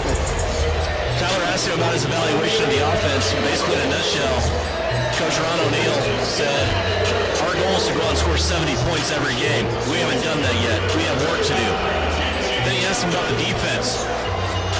And First Ballot Hall of Famer Ron O'Neill told Tyler Henry, we haven't given up 0 points yet. That's our goal every game. We have work to do. Even though they have the best defense in the league, the leading offense in the league, that's his mentality. Yeah, and that's why these group of guys play for him. There's always room to improve, and he can get them to play for him. Here's Jimmy Allen, high end-over-end kick, and that's going to go over the wall and out of bounds. It will come out to the Dodge City possession at the 25-yard line. And Brian, we talked in pregame to Ron O'Neill about this. He has the ability to pick up the phone and call IFL veterans like Lawrence Smith. You know, and I imagine that phone call went something like, hey, Lawrence, you up? You want to come play? say, see you tomorrow. That's it. That's the amount of respect that not only this current group of players have, but anybody Coach O'Neill, first ballot Hall of Famer, has come in contact with over the years. He is a player's coach. He gets the discipline and respect from all the players, so yet at the same time, he allows them to play and have fun at the game. Let's see what the Liberty defense can do here. Dodge City in that gray area right now, Russ, where they need to get something done here with 3:53 left to go before halftime. 27-9, Liberty lead it. Extra lineman in there. Sliding around in motion, it's a quarterback keeper. As coming around looking for the right-hand corner was Rajon Austin Ramsey, and he's going to be dropped after a 2-yard loss. Travis Taylor in on the tackle, along with Dontre Matthews for the Liberty. Oscar Scott still in there. This time, though, he slides over to play right defensive end on this Liberty defensive line. Just to say that, he goes to the left-hand side and switches with Shaq Bradford. And a unique situation here. Travis Taylor lining up over center. We saw this a little bit in Sioux City, didn't we? Yeah, and the quickness when you put Travis Taylor in the middle with those two guys on the outside, regardless if it's Latimer who's out or Oscar or Shaq Bradford, the quickness they have off the snap is impeccable. Dontre Matthews comes up while Naquan Thomas, a little two-linebacker set, and Cameron Booty falls down. Back at the line of scrimmage, he lost 2. 3rd down and 10. We'd like to give that tackle there to Oscar Scott, but I believe we're going to have to give that to the Salina Liberty logo on the 25-yard line. Turf Monster. Yeah. Good for at least a couple tackles every game. No staples when you get up off the here. That's scary.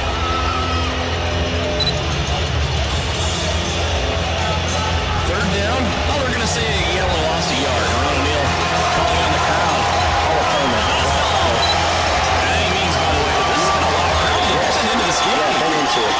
Having fun on a big weekend. 3rd down and 9 from the 24. Austin Ramsey back to throw. Puts a lollipop up. Has a receiver. It's knocked out of the air at the last minute.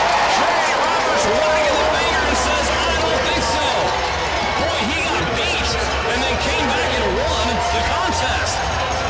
Yeah, Brian, that was right down there in front of you. And what a great play. Yeah, Trey did a great job of coming back at that last second to be able to get a hand in the way, knocked up all the way from Terry Davis. So great play, guys. I did confirm for Mitch Kidd. On that last touchdown pass, he was watching the defensive player come towards him. He goes, I knew Ed would be in that vicinity of that corner. He just tossed it up in the area. Gosh, what a luxury. And what a throw by Mitch Kidd. He has 3 touchdowns in this game. Big 4th down and 9. Law going for it. Austin Ramsey out to throw, rolling to the right. Has a guy right at the sticks, and it's a 1st down for the Law. Boy, they keep their head above water with 1:20 left to go here in the 2nd quarter. Whew, that was a big one for the Law. They might take this all the way down to the 60-second warning here. They have no timeouts remaining. They have about 7 seconds left here before we have the whistle for the 60-second warning. I don't think they know it, and it's gonna go all the way to a minute. They didn't get the playoff. 27-9. We're at the 1-minute warning. Back and rounding out the first half of action. Liberty leading 27-9. Dodge City looking to score before half here on KINA. Well, there are many reasons to visit the beautiful community of Marquette, Kansas. Smoky Valley Distillery offers a new one.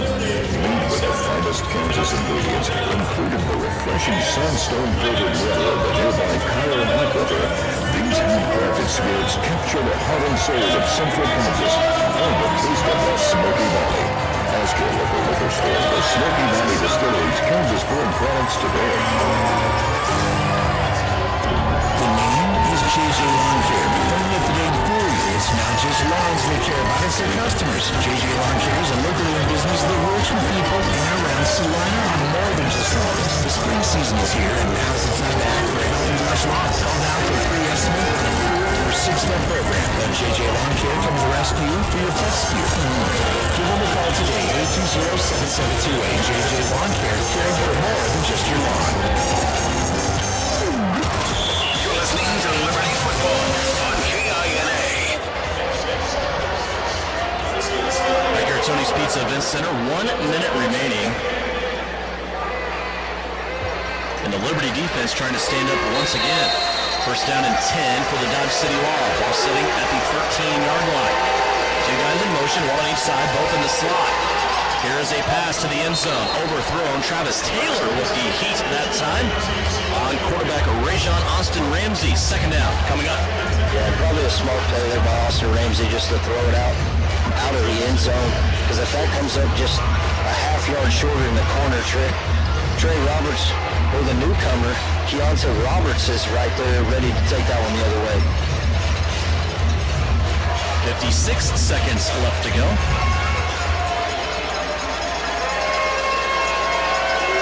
Second down and 10. Slot receivers in motion once again. Total of 4 into backfield.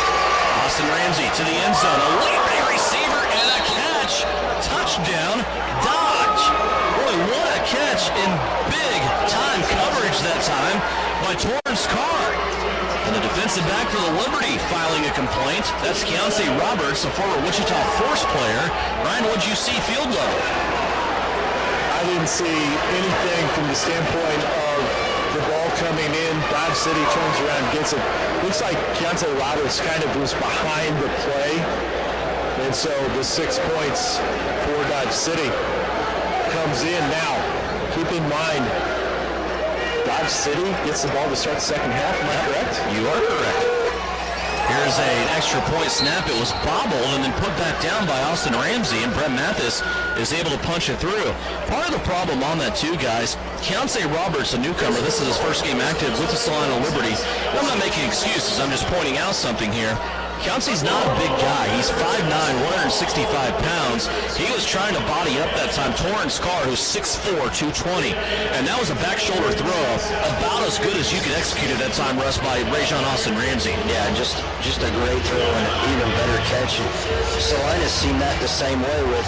It was a basketball block out. Yes, exactly. If you get your guy sealed off, the ball's coming to you, all you got to do is get your hands on it and catch it. Seen the same thing with Steinwalks in his first game when he was against Dodge City. They would do the same throw, corner of the end zone, big body, big frame, get your arms out, block him out, and just get the ball. The luxury for Dodge City, as Brian pointed out, and you pointed out during break, Russ, they can double up here. They can score and then get the ball to start second half and score again. However, there's two problems. If they do that and they're both touchdowns, they're still down by 4. The other problem is there's still 50 seconds left, almost a minute, and 3 timeouts for the Salina Liberty to get something done here offensively. Yeah, and offensively, we see them score quick, use your 3 timeouts on defense, score quick again. I mean, it could go anywhere. Yep. Mathis ready to kick it away. He has Dominic Carson back deep. Tracy Brooks at the 10-yard line. This one's going to go end over end, hit the wall. Carson trying to run it down. He's going to pick it up at the 1. A little delay there. Carson will take it up the right-hand sideline, and he's going to be brought down up against the wall at the 13-yard line. So, here comes Mitch Kidd again with this Liberty offense. And the way Mitch Kidd's playing, if I was a betting man, I would bet on, Mitch Kidd maybe coming out. Coach, give me a shot. I've shown you I can do it. His favorite target so far has been Fazed Smith with 2 touchdowns. Ed is still on the bench, not coming out for this offensive drive. Waheem Bird to the right. He'll be in motion. Tracy Brooks to the right. Steinwalks to the left. Jason Shelley to the left in motion. 46 seconds left to go. First down and 10 from the 14. Here's the screen out to Steinwalks. He's trying to leap a defender. He does, and then he goes over the wall. Hopefully Chad is okay. There's cinder blocks and 2x4s and 6x8s and 9x12s all kinds of stuff there. Is there a Liberty Mafia table back there? If it wasn't, it was broke. And luckily here in Salina, you have good walls you can go over. We've been to places before where we've seen players go through the wall that weren't able to go over the wall. And these walls in Salina are player friendly because they're tall. They're not like hockey walls. Great point, Russ. Second down and 4 after the 6-yard gain to Steinwalks. Clock stopped at 39 seconds. Mitch Kidd back to pass. Throws a frozen rope that had a bunch of vapor trail on it over the middle. Steinwalks can't handle it. That one was just too hot, too heavy. Yeah, you talk about too hot. That thing came out there like a cannon. And, maybe Mitch getting antsy here. He's had a great first half. So, you see 36 seconds left, third down. Playbook's wide open with 3 timeouts left still. 27-16 our score. From the 20s, third down and 3. 3 receivers, actually 4. Kidd rolls out to the left, once and all, going to the end zone. He has a receiver back there to win Memorial Day camping and takes a challenge. Jason was put his tin up. He's getting ready to cook some s'mores. He already had the campfire going. He had been back there probably since Tuesday. He was so wide open.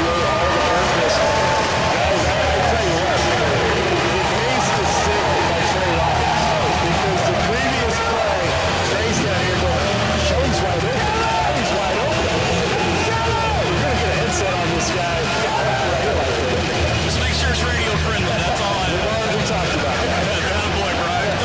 33-16 now our score. Mitch Kidd out here is tearing it up, Russ. Yeah, just talked about it, having a, coming out playing lights out, coming in for, getting injured last week, coming in, playing great, coming in tonight. What is he going to do as a starter? Well, he just continued it. Oh, this is a bad snap. Jimmy Allen's going to pick it up, and then he's going to maybe try to drop kick it. Did he go through the uprights? I know it's not going to count, but it went over the wall. It didn't come close to the uprights. Here's the thing. That's one thing that Jimmy actually works on. Is his drop kick from up to 35, 40 yards out. So he wants to make sure he always has that arsenal ready just in case. well, we said that Dodge City left Salina too much time, and they did. It only took Salina 21 of those 50 seconds to score. There's still 29 seconds left on the board, so now it's checkmate. Dodge City, it's your turn. Yeah, and you come out, and if you're Dodge City, you throw the ball here and try to put points on the board before the end of the half. Incomplete passes, stop the clock. Passes short of the first down. Got 3 timeouts left as Dodge City used all their timeouts early. 2 early in the first quarter, 1 early in the second quarter. And Coach Ron O'Neill still got those 3 timeouts tucked in his back pocket. Oh, I love this game. We saw, look how just the kind of the world turned when we were in Sioux City in the last 2 minutes of the second quarter and first 2 minutes of the third quarter. How much that game looked like it was headed towards a Sioux City blowout with everything going on. And I know it was only a touchdown lead, but you and I were talking ahead of time. We're like, man, we might be in trouble here with this Salina Liberty team. All these injuries and everything. And then all of a sudden, Eshawn Funny gets a strip fumble, bounces right to him. He almost houses it, gets brought down inside the 10-yard line, and things changed in that game. Salina goes out, and they don't give them a single point in the third quarter, and they're able to get back into it. They end up winning by 11 points. So a 33-16 lead is not safe by any means, but it's also kind of teetering there on the edge of maybe trouble for Dodge City. Here's a kick that's going to be mishandled by Dodge City. They finally get on it right in the nick of time. Holy cow, that got the heart rate up a little bit for the Dodge City Law faithful. As Cameron Booty was trying to return that one before he actually had a security. He ended up getting custody of the football at the 21-yard line where Dodge City will come out.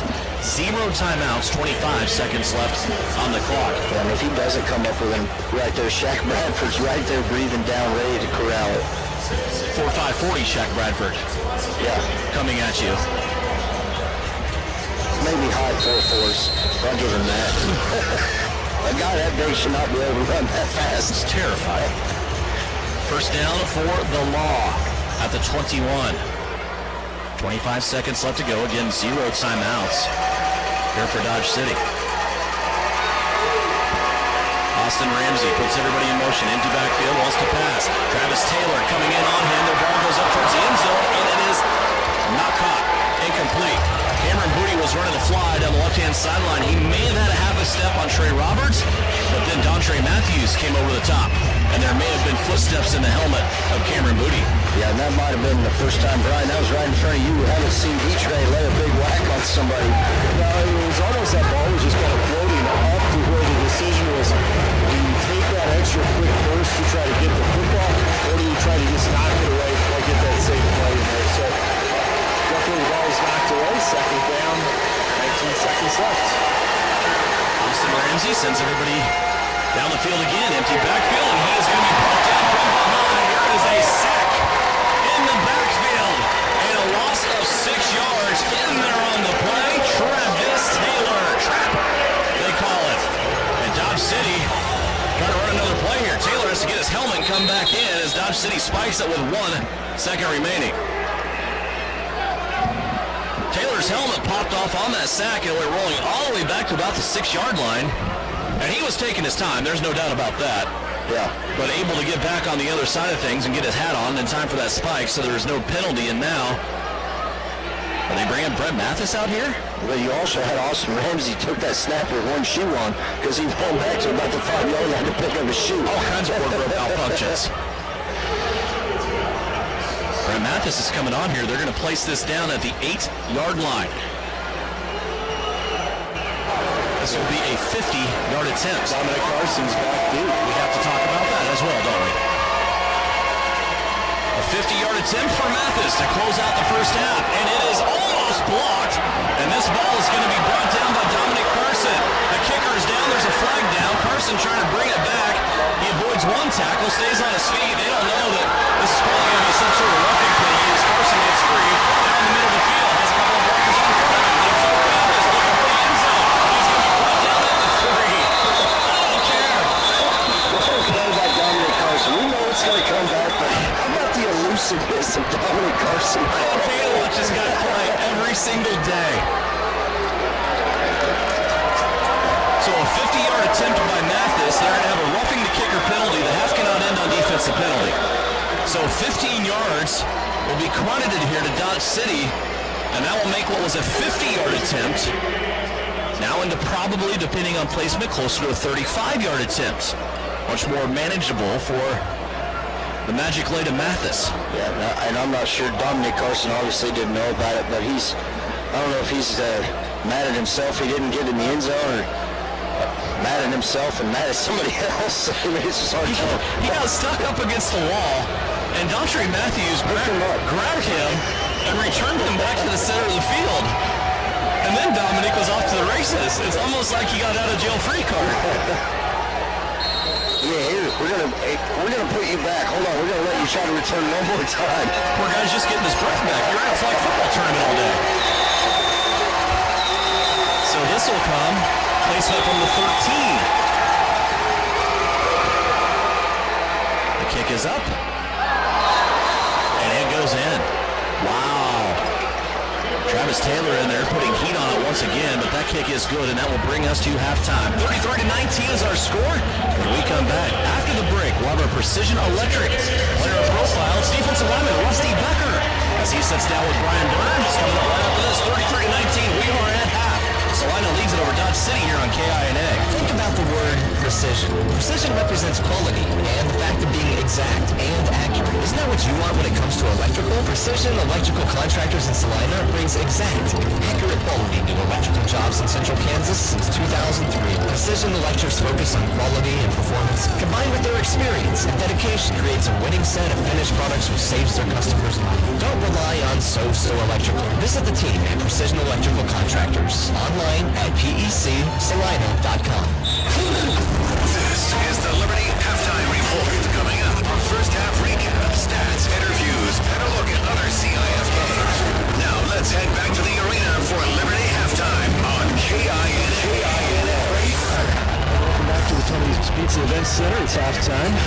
And with us now, as always, a chance to get to know one of your Liberty players just a little bit better. Rusty Becker is with us, and little tough situation. If you want to put it out there, you're on the inactive list last few games, a few weeks, because of a slight injury, and one of those, in talking to coach, better be safe than sorry, because there's a lot more important days left in this season.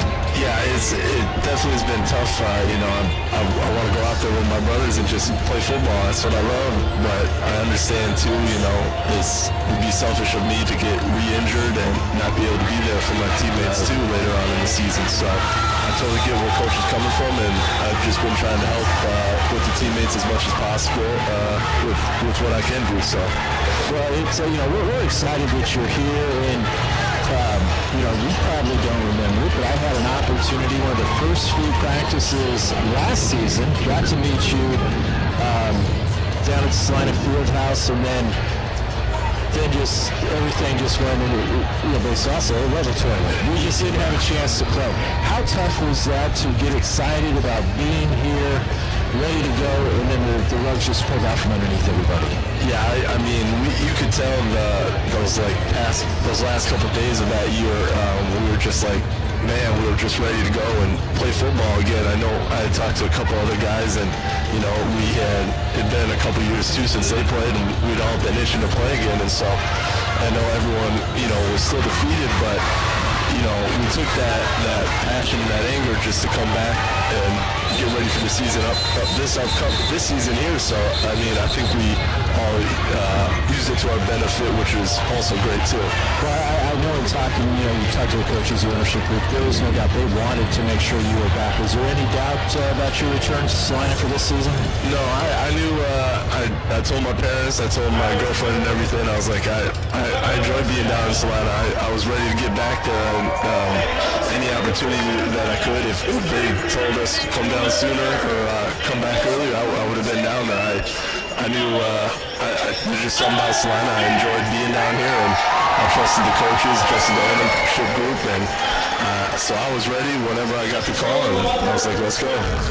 People think of you, when they look on paper, they see your name, they see Cal, but you're not a Cali guy. You're from Minnesota. You're 10,000 lakes from Maple Grove. Went to high school up there. You were junior college. So the transition really here to Salina isn't that much out of the ordinary for you, is it? No, I mean, I also grew up in South Dakota for a little bit as well. I still have family down there. And I've been to Iowa and Nebraska plenty of times as well. So the Midwest has been home for me for a majority of my life. Granted, going out to California and then coming back to Minnesota and the Midwest was a little bit of a change again. But you can't knock it. It's great being back in the Midwest. So what you're saying, you changed. You became a Cali guy? Are you a West Coaster? Is that it? I might pick up some of the lingo and stuff, but at the end of the day, I'm still a good old Midwestern boy. Okay, that's what I wanted to hear. How was that transition? Okay, you played. Now help me out here because my numbers may be way off. Started a couple years of high school on the offensive line? Yeah, so I was starter on the O-line.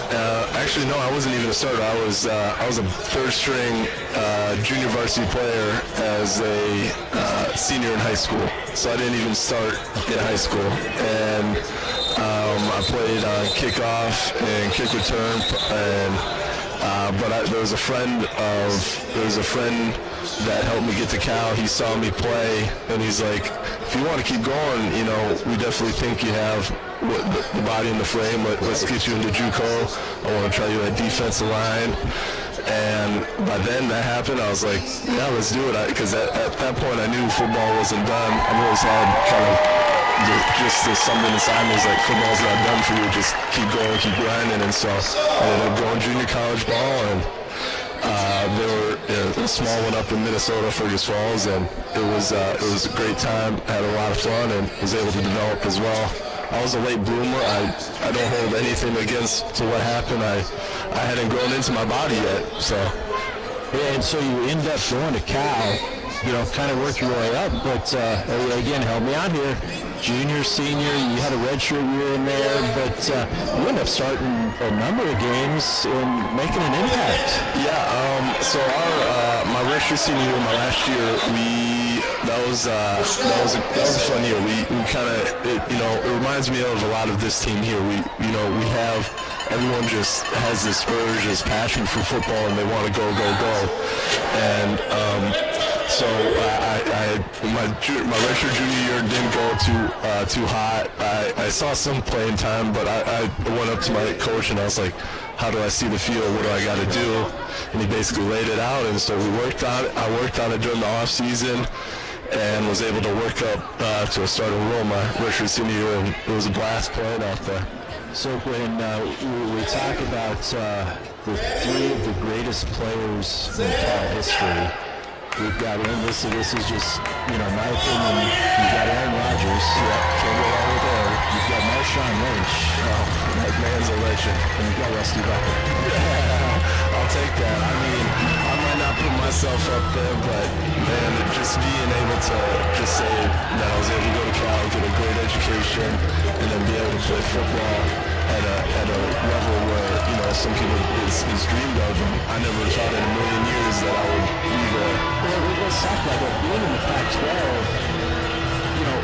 going and doing some of can probably put out some names of guys that you've gone against that are household names now.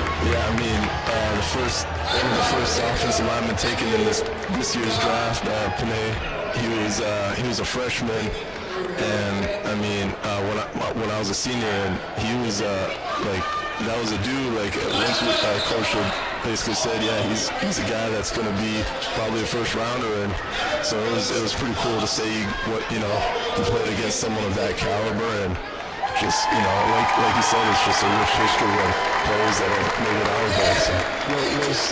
Was there really any doubt that was the right decision? I mean, it almost sounds like a Disney movie when you stop and think about it. When you talk about this, from not playing as much in high school and putting the time in at the junior college, and then working your way up at a Power 5 conference and making that impact, as well. Degree? Yes, sir. I got graduate in what was it? There was legal studies, which is kind of like the business and pre-law degree. So there was a lot of reading, a lot of writing, but I'm thankful to have a degree from there as well. Yeah, and that's again, the coaches are top. The chemistry on this team is just amazing. This is great. So, a lot of times they talk about, who are the nicest guys on the team and blah, blah, blah. This is the most important about this stuff. But two names that have come across that the coaches have indicated, probably two of the smartest guys they've ever come in contact with, yourself and Mitch Kidd. That's funny that we ended up being roommates that way too then. But I mean, I think part of some of it too is just that football IQ is something, I was never really taught of until basically I got to Cal my last 2 years there. And then obviously outdoor ball is totally different than indoor ball. And so then to have someone like Travis Taylor and Coach O really dissect it and teach you the niches of indoor ball.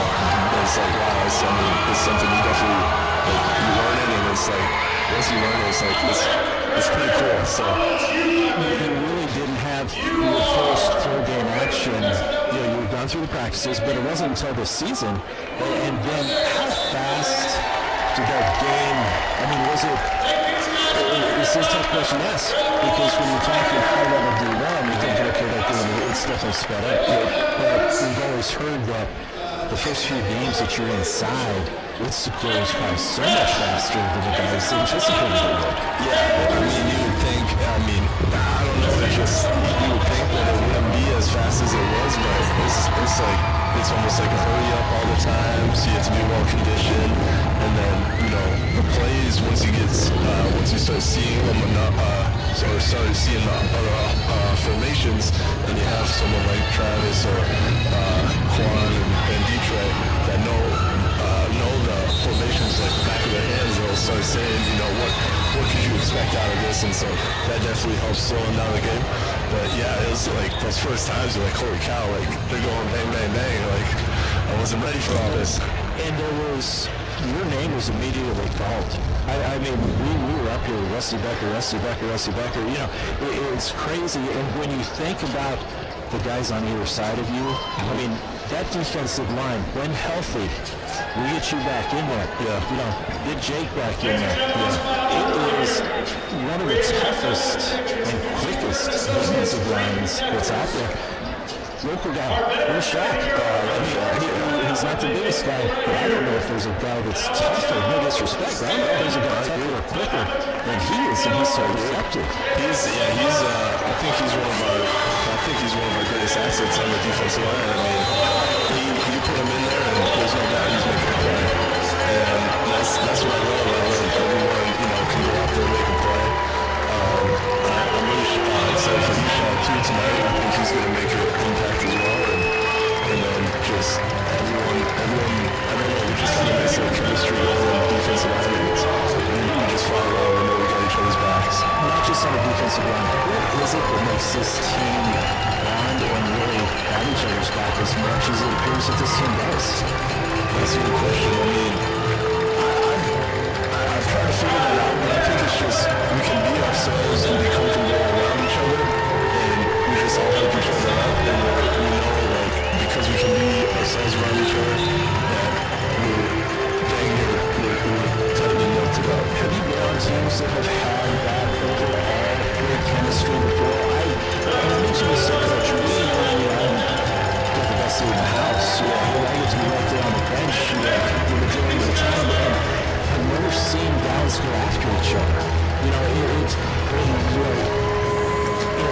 of adversity. You think guys may come off and normally in years past you would go after each other. I don't see that. What I see is, like you said, guys come out and say, hey, watch for this next time. Let's make this adjustment.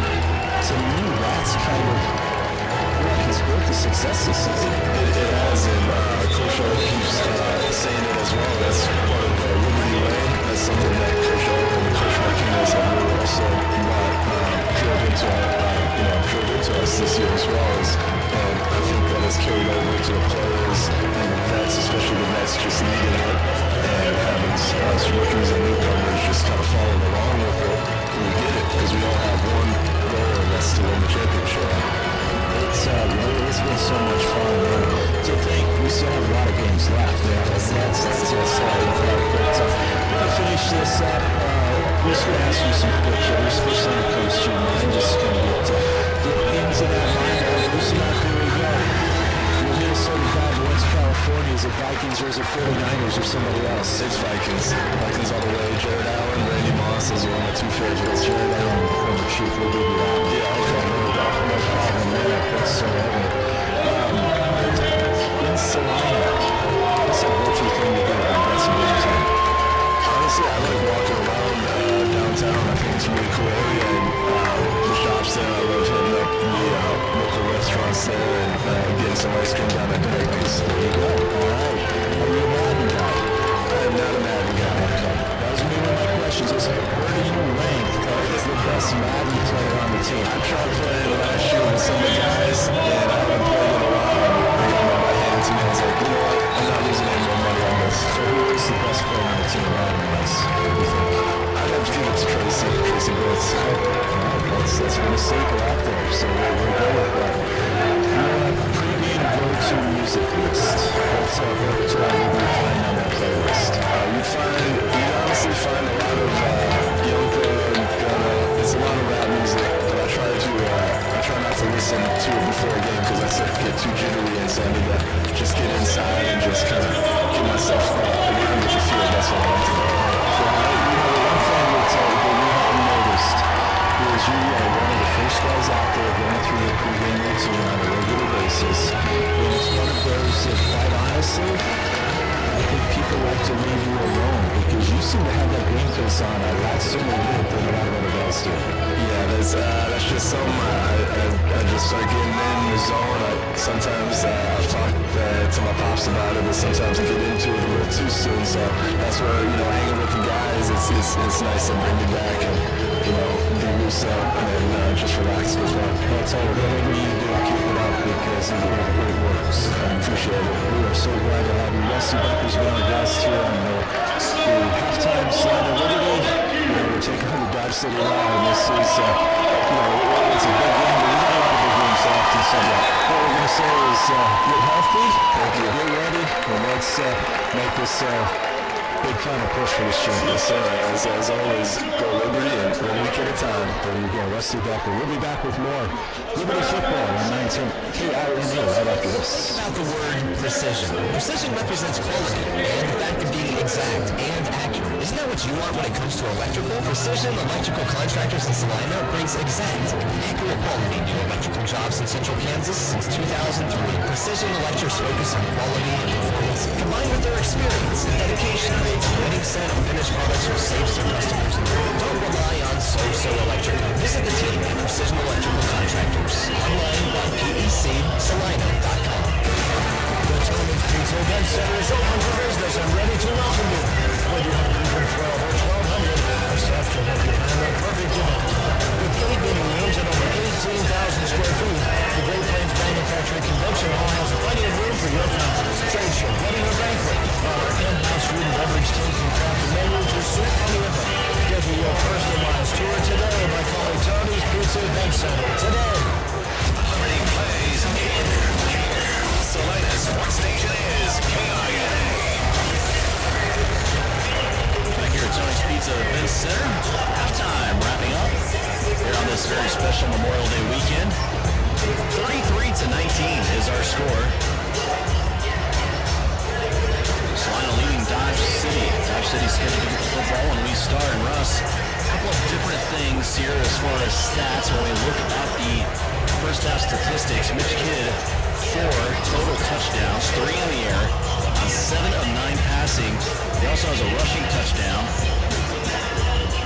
But really, other than that, not much of a rushing attack for the Liberty. And I think that surprises us both. But the success they've had in the air has been big plays. Yeah, and it's hard to go away from the success that you're having. They had it early. The Liberty scoring early. Obviously, real early on one play, touchdown. And then the special teams returned by Dominic Carson for a touchdown. And, you know, we touched on it earlier in the first half about the time of possession. Liberty are averaging 51 points a game and last in the league in possessions. And that stat once again holds true with Dodge City having 20 minutes and 33 seconds of possession in that first half, coming away with 19 points. Salina only having the ball for 8 minutes and 47 seconds, coming away with 33 points. I mean, it's like the same book, different chapter for the Salina Liberty team. And I touched on the fourth down efficiency that Salina hasn't been real great at all year. They've only faced 1 fourth down here tonight, and they're 1 for 1. Third down conversions, 1 of 2.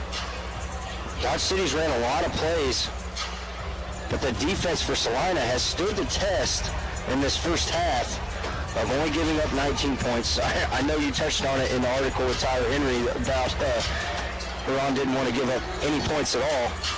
But, and all in all, very well played first half by Salina. A couple special teams extra point mistakes really is about the only thing you can point out. The one penalty. Penalties in this game. We see illegal defense all the time in the CIF. And we haven't had one illegal defense. Salina's got 2 penalties for 20 yards. One would be that 15-yard Travis Taylor unsportsmanlike penalty. Dodge City has 0. No penalties. A clean game so far through this first half. And I know we talk about the announcers jinx and everything, but just a real clean first half and a well-played first half by Salina. Brian Berner, you were able to talk with Rusty Becker. We just heard that interview over the half. What did we learn about Rusty? I learned that he's a pretty mellow guy, really, for the terror that we see out on the field. And also, he has a little brother that just graduated high school that's on his way to be a Gopher at the University of Minnesota. Going to row the boat up at University of Minnesota. It was a great guy to talk to, and it was funny before the game as the players were kind of coming around. Mitch Kidd goes, I heard you talk to Rusty. How did it go? It was probably the best interview that I've been able to have, knowing that we had Mitch on earlier just to get his reaction. Those two are roommates, and so they immediately just kind of started staring at each other and started laughing.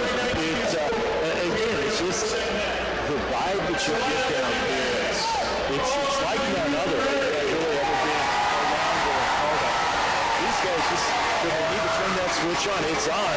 But then when the opportunity is to just kick back and enjoy how things are going, that's what they're doing. I'm excited about how this is going to play out.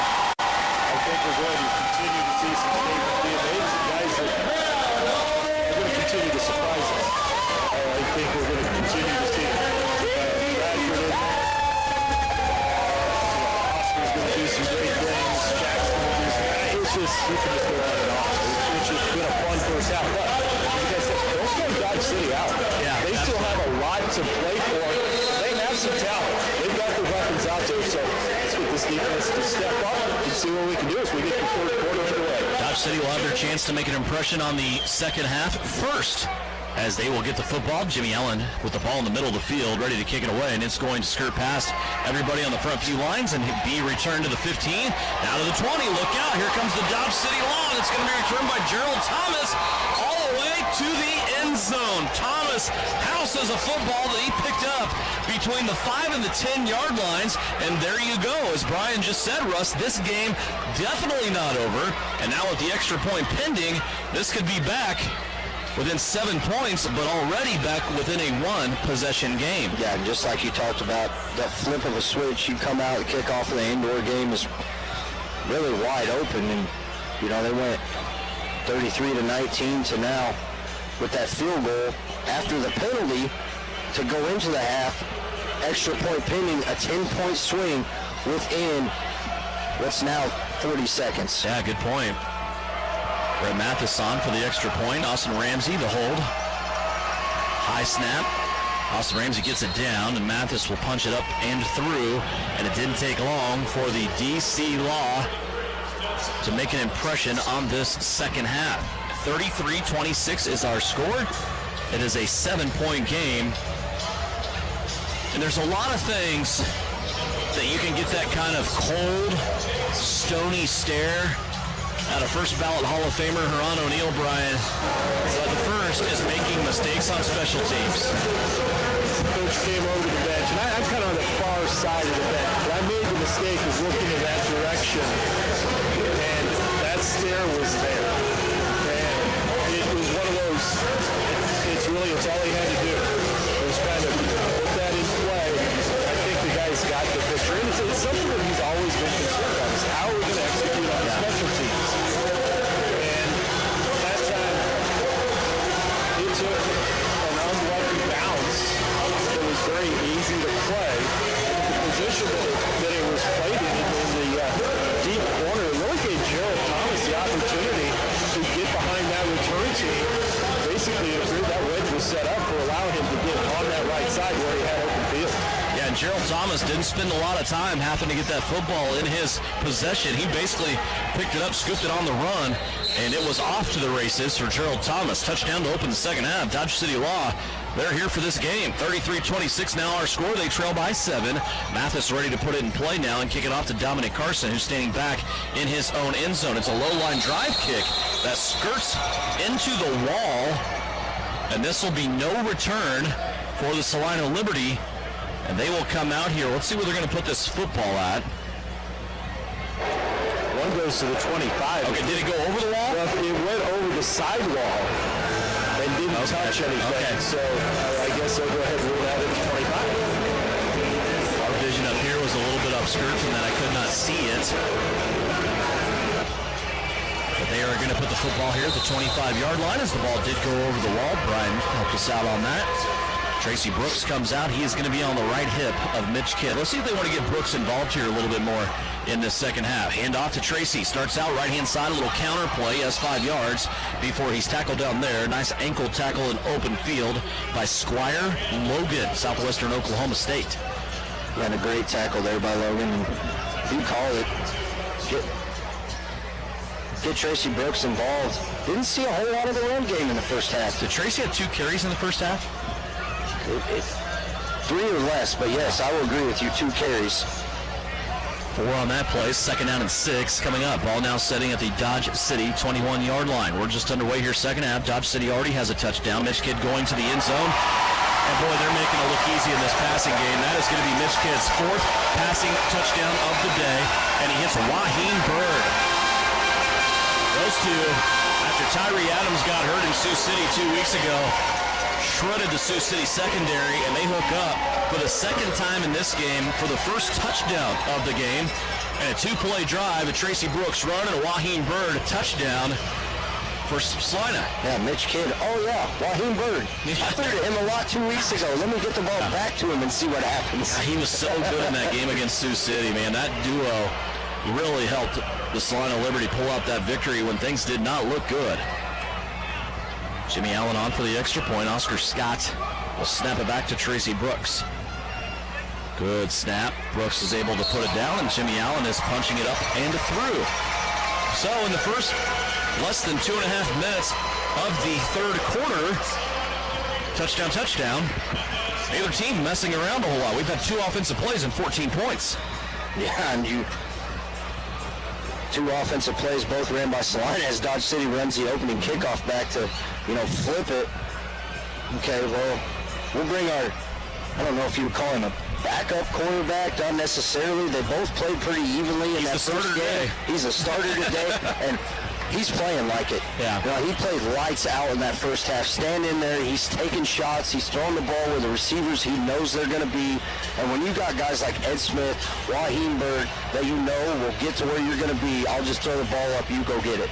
Brian, a long conversation here between Jimmy Allen and Herron O'Neill about how to approach this kick as they get ready to put it back into the hands of Dodge City. Yeah, he's saying just don't screw up.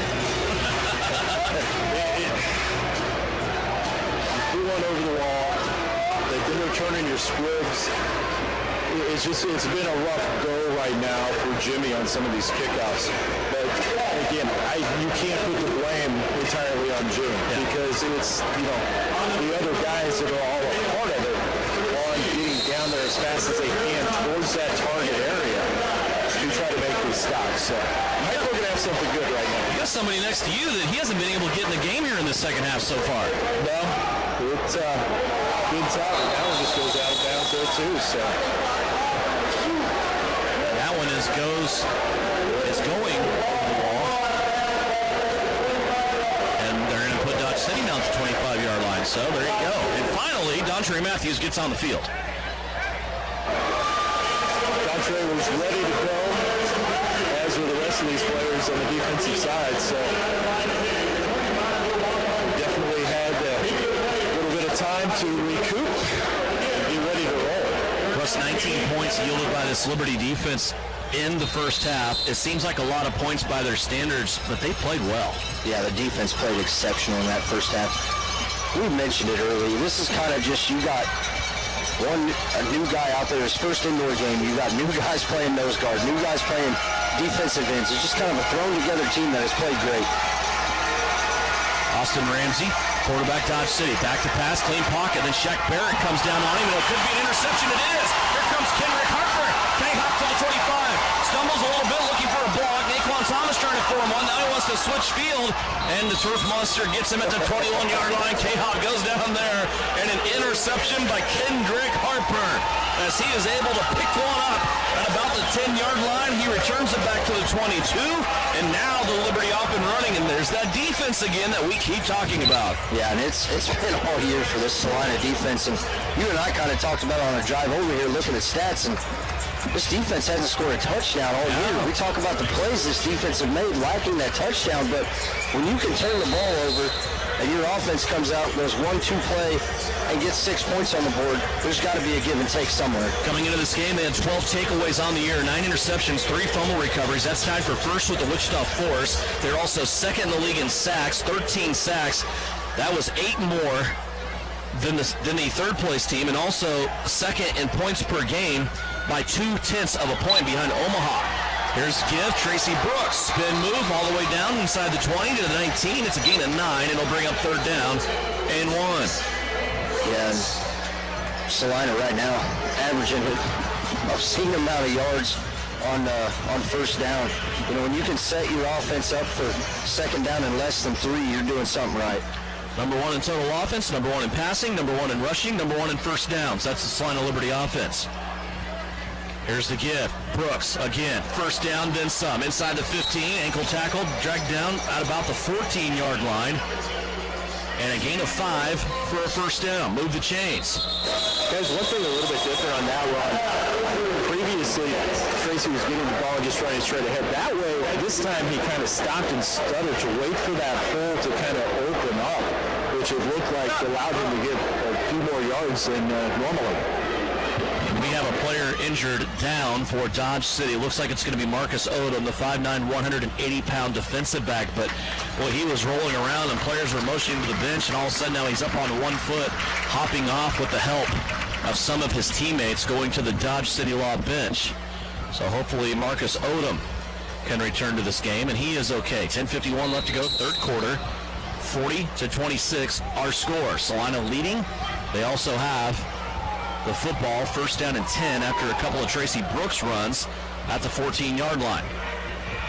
Brooks remains in the backfield, left hip of Mitch Kidd, who has 5 total touchdowns in this game. Play action, out to the left, Raheem Bird catches it at the 10, cuts back inside, and he is going to be ankle tackled in all the way down to the 5-yard line. Squire Logan hanging on to the kicks that time of Raheem Bird.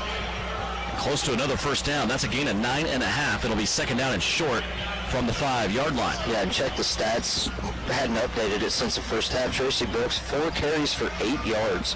So we've seen Tracy get not only half the amount of carries on this drive, but double the amount of yards. 10 minutes left to go. Salina looking to add on. Here's Tracy Brooks, right-hand side, trying to drag a tackler with him, and he's unable to get away. He does get a yard, but that's it. But it might be enough for a first down. It looks like it will be. Let's see where they place the sticks here. They're going to take the chains out, so it is a first down. It is first and goal at the 3-yard line. Those are the football setting at the 3. Salina enters the red zone once again, looking for more points with a first down and goal. Leading the league in red zone offense as well. Mitch Kidd, empty on the right-hand side. They're going strong left. Tracy Brooks spills out of the backfield. He's going to catch it from Mitch Kidd, and he is going to score. Yes. The official all the way across the field is going to call the touchdown as Mitch Kidd has another touchdown pass. This one goes to Tracy Brooks. And another 6 points for the Salina Liberty. We want to talk about Mitch Kidd holding the ball on to the last possible minute right there, and just Tracy Brooks just floating against the wall, floating, hey, come on, we're only a yard away, just give me the ball. And finally, at the last second, was able to get him the ball. A little bit of a run-pass option. We hear the RPO world thrown around a lot, but Mitch Kidd was rolling out to the right-hand side. We mentioned all the receivers on the left. He had some receivers coming across the end zone, but when Tracy Brooks leaked out into the flat right in front of Mitch Kidd, they had one guy, and he had to choose, do I cover Tracy or do I cover Mitch Kidd? He went after Mitch Kidd, then Mitch just kind of dunked it over the top to Tracy Brooks for the touchdown. Here is the kick by Jimmy Allen. It's up and good, and the Liberty now have answered after being threatened by the law. Within 7 points, Salina now has tacked on 14 straight. 47-26 happened just like that, and we are at immediate timeout.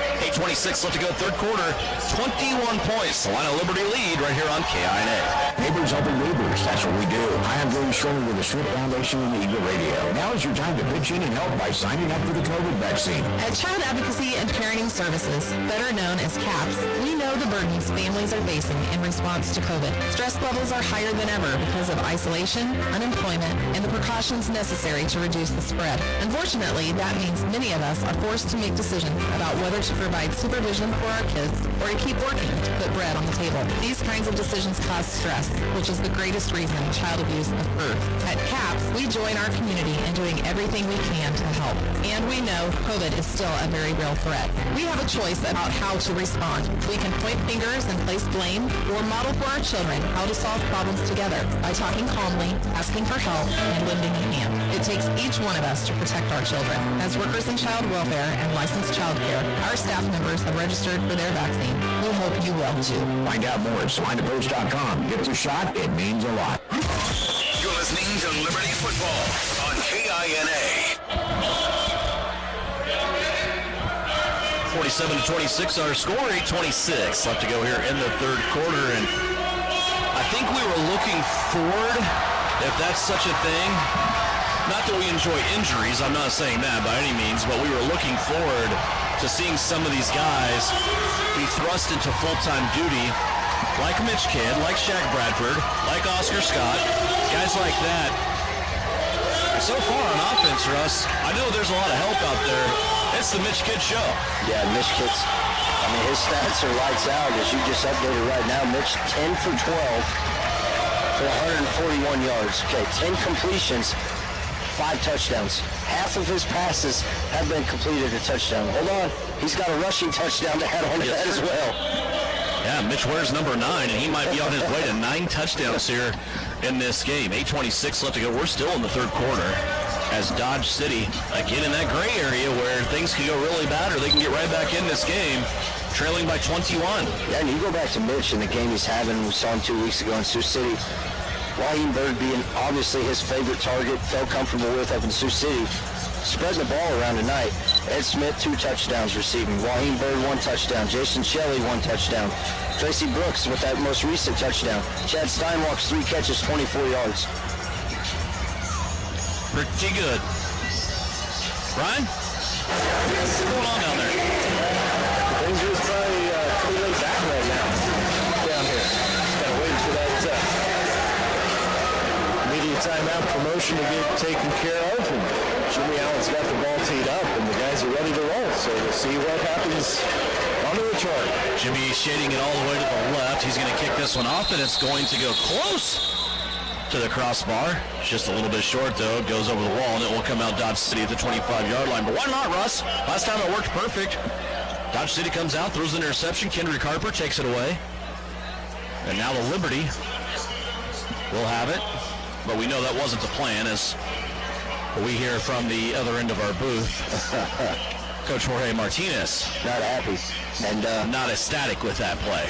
You know, we sit down and talk to Jimmy a lot before the games. He's out there a lot. I go sit down there and talk to him. Brian talks to him. And kind of just a laid-back guy. And this might be the first time we've seen him struggle in the kickoff game. Yeah, he came close. The whole goal, I think, on that time was trying to get it as deep in the end zone as possible. But it was one of those things, you get the adrenaline flowing a little bit, and you think you're going to hold it back with that follow through. He just pulls that ball, and it doesn't take a whole lot inside to kind of drift, and it did. Just over the edge. So starting at the 25-yard line, but the one thing that came is he was running off the field. The defense will get you back. Rajon Austin Ramsey, here's the handoff. Actually, the read option play, Cameron Booty, I thought he had the ball. It's a good thing he didn't. He would have paid the price. Naquan Thomas all over him, but Rajon Austin Ramsey takes it across the 20, inside the 20 to the 19 for a 6-yard gain. That will bring up 2nd down and 4, coming over for a brief conversation with head coach Richard Davis. You see Dodge City going back to that run game. It's where they've had the most success. Seen them pass the ball a few times. Hasn't worked out well. Down 21 points. Eventually you're going to have to go back to the passing game. 2nd down and 4 for the Law. 2 guys in motion, 1 on each side. Strong arming a pass out there to the left-hand corner. A little bit of a gamble by Trey Roberts. That doesn't pay off as the catch is made by Jalen Lowe. Actually, check that. That is actually Zuri Davis, and he'll take it all the way to the 6. 1st down for Dodge City, and now they have a 1st down and goal from the 6-yard line. Yeah, you wonder if Trey Roberts there puts his hands up. It looks like it's scooted right over his head as Trey Roberts is one of the shorter defensive backs in this league. 6.5 left to go. 21-point lead for the Liberty. Dodge City's had them as close as 7 here in this 3rd quarter. Fake handoff to Booty. Lob pass to the end zone. Up for grabs. One-handed catch, maybe? Yes! Wow! Ryan, that is right in front of you. Take us through it. Zuri Davis. Zuri Davis had it. It was almost one of those things that had he not been able to pull that in, I anticipated the flag card would have been thrown because it looked like Trey Roberts kind of had it wrapped up as that ball was in the air. But Zuri Davis, he's one of the go-to guys on this Dodge City squad. He was able to just concentrate, get that in there, and get the reception for the touchdown. Mathis on for the extra point. The crowd behind the goalpost getting on his case a little bit. Snap is back, hold is good, and the kick is money by Brett Mathis. 5:33 left to go. Now back to a 2-touchdown, 14-point game, 47-33. Interesting schedule here for the Liberty Russ with the game on Mother's Day, May 9th against Dodge City. Then they went to Sioux City the following Saturday. Short week, 2 road trips, then a bye week. They had a bye week before the Mother's Day game. Then they come back and they play this after a bye week. And now next week, another bye week. Yeah, just you talked about it. We did two road trips there in 1 week.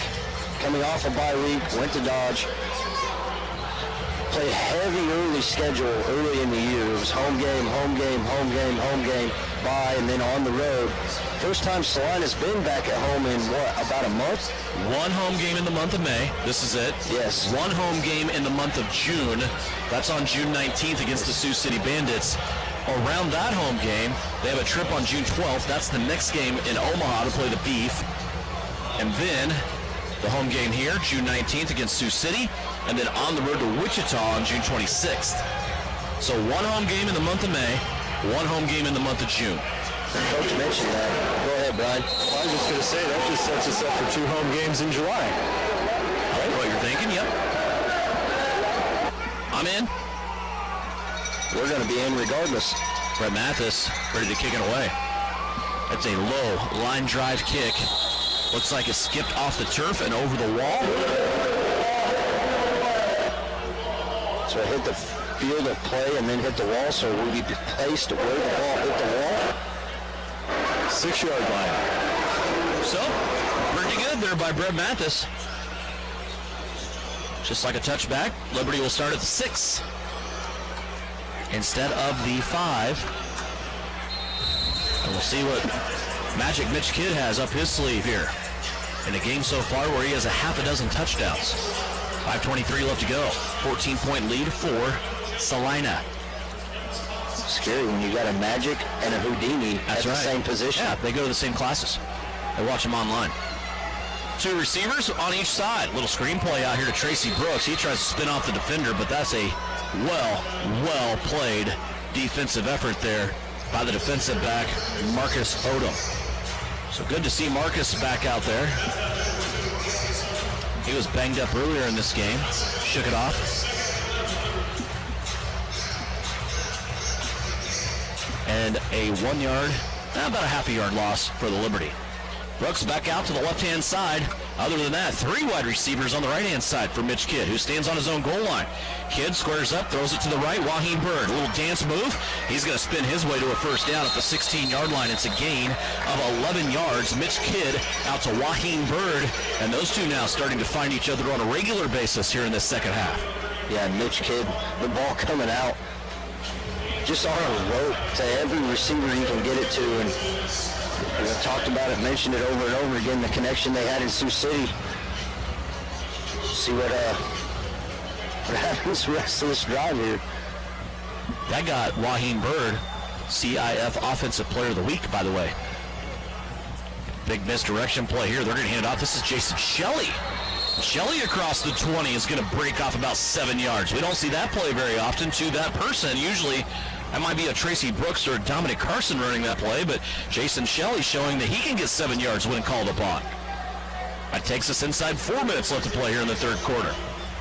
Bring up second down, and Jason Shelley's 6'2". That's what they got him listed as, every bit of 6'2". He might be a little bigger than that. He might be a little bigger than that because he definitely has the strides on everybody else on this team. Mitch Kidd getting everybody set here. Second down and 2. Looked like he wanted to give it to Tracy Brooks. Now he's going to pull it out and take it himself, and Mitch will have very, very close proximity to a first down. And they are going to say third down. They spot him down just a little bit short, right on the 25-yard line. It's really the distance of half a football. He got spotted on the 25-yard line. Needed a couple more laces to get that first down, and it's a third down and a sneeze here for the Salina Liberty. 2:45 left to go here in this third period.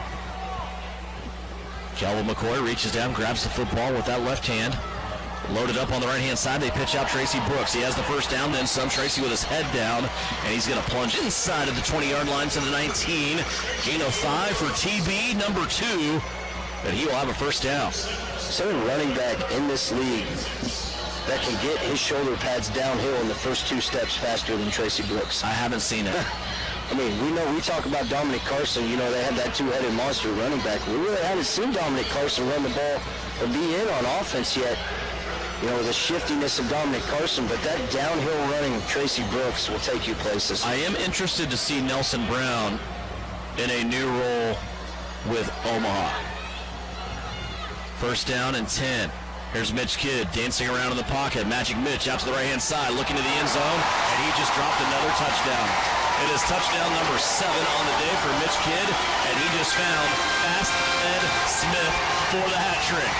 Mitch was walking around just kind of like he was on ice. He was skating all over the place looking for somewhere to go, and then all of a sudden, the ball's on the shoulder, the ball's coming out, and the ball's in the end zone on the number 3 of Fast Ed Smith. And we talk about Tyree Adams being shifty on his feet. Mitch Kidd may not have the highlight reel that Tyree Adams has, but the pocket awareness that Mitch Kidd has to step up, roll out, hold on to the ball the last minute, know the receivers you have on your team, and to get the ball to them. It almost looks like, let's get the extra point here first. Snap back, a little bit low. Tracy Brooks, though, will get it propped up in time for Jimmy Allen and the extra point. And we'll have a media timeout. I'll finish my thought when we come back. 59 seconds left to go. Third quarter. Salina back up by 21 here on KINA. Salina Septic Services provides septic services including septic tank installation, inspection, and repair. In addition to professional septic tank services, we also provide portable restroom rentals. We have many options available, including his and hers portable restrooms and hand washing sinks. Setup, service, and removal are all part of our rentals. Whether you project a long-term construction job or a family gathering, we guarantee a clean porta potty. Find us today at SalinaSepticService.com.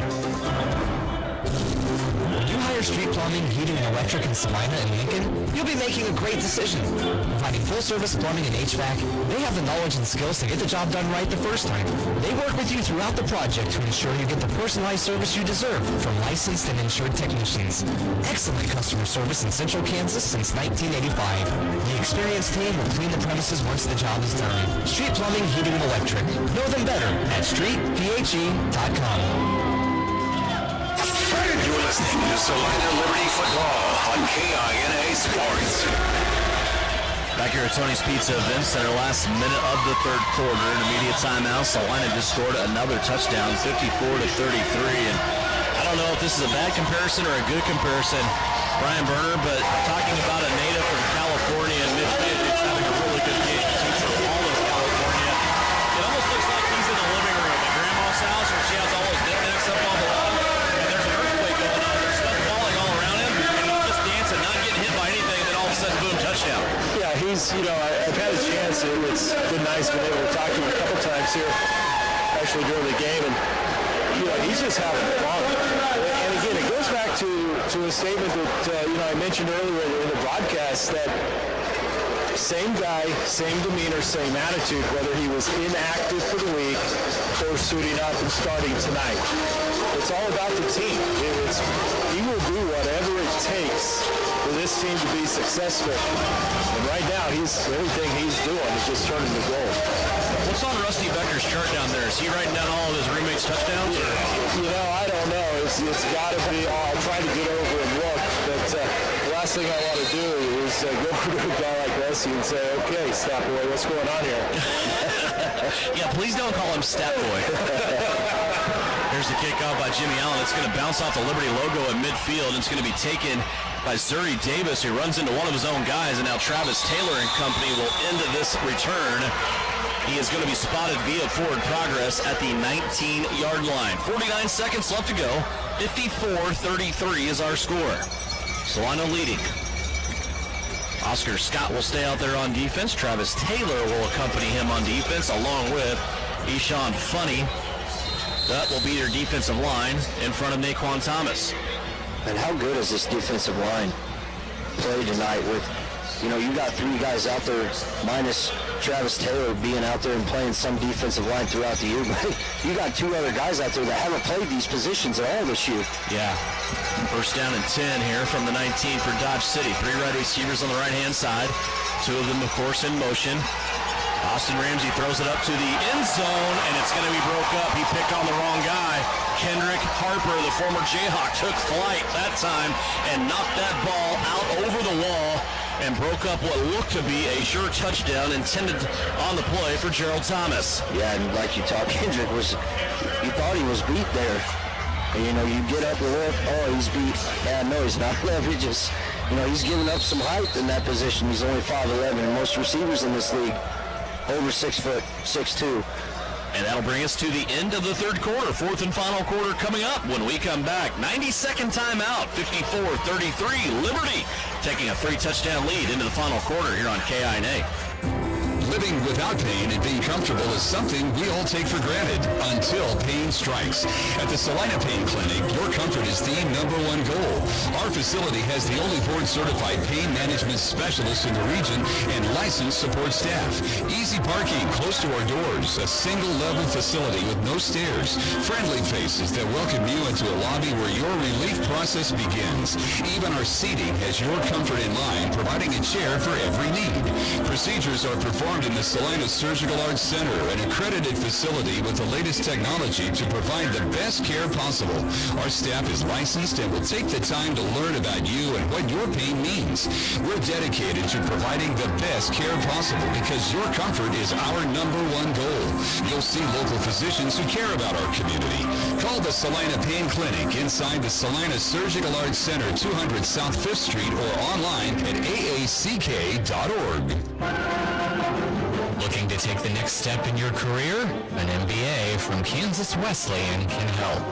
You can complete the degree entirely online with no GMAT required in as little as 1 year, and your last class is free. You can start at the beginning of any 8-week session. Want to know more? Visit kwu.edu/MBA. That's kwu.edu/MBA. Liberty plays here. Salina's sports station is KINA. Back here at Tony's Pizza Event Center, 54-33 is our score as we get ready to enter the fourth quarter of action. Salina Liberty's defense on the field. They have a 3-touchdown lead. Coach O'Neill said in an article on SalinaPost.com earlier this week that they haven't scored 70 yet. Russ, tonight do we see that, or what do you think? I don't been around Coach long enough. I don't know if he's going to pull the brakes on a little bit, but I mean, it wouldn't surprise me if he tries to put up 70. He's been a man of his word since he's been in this town, so.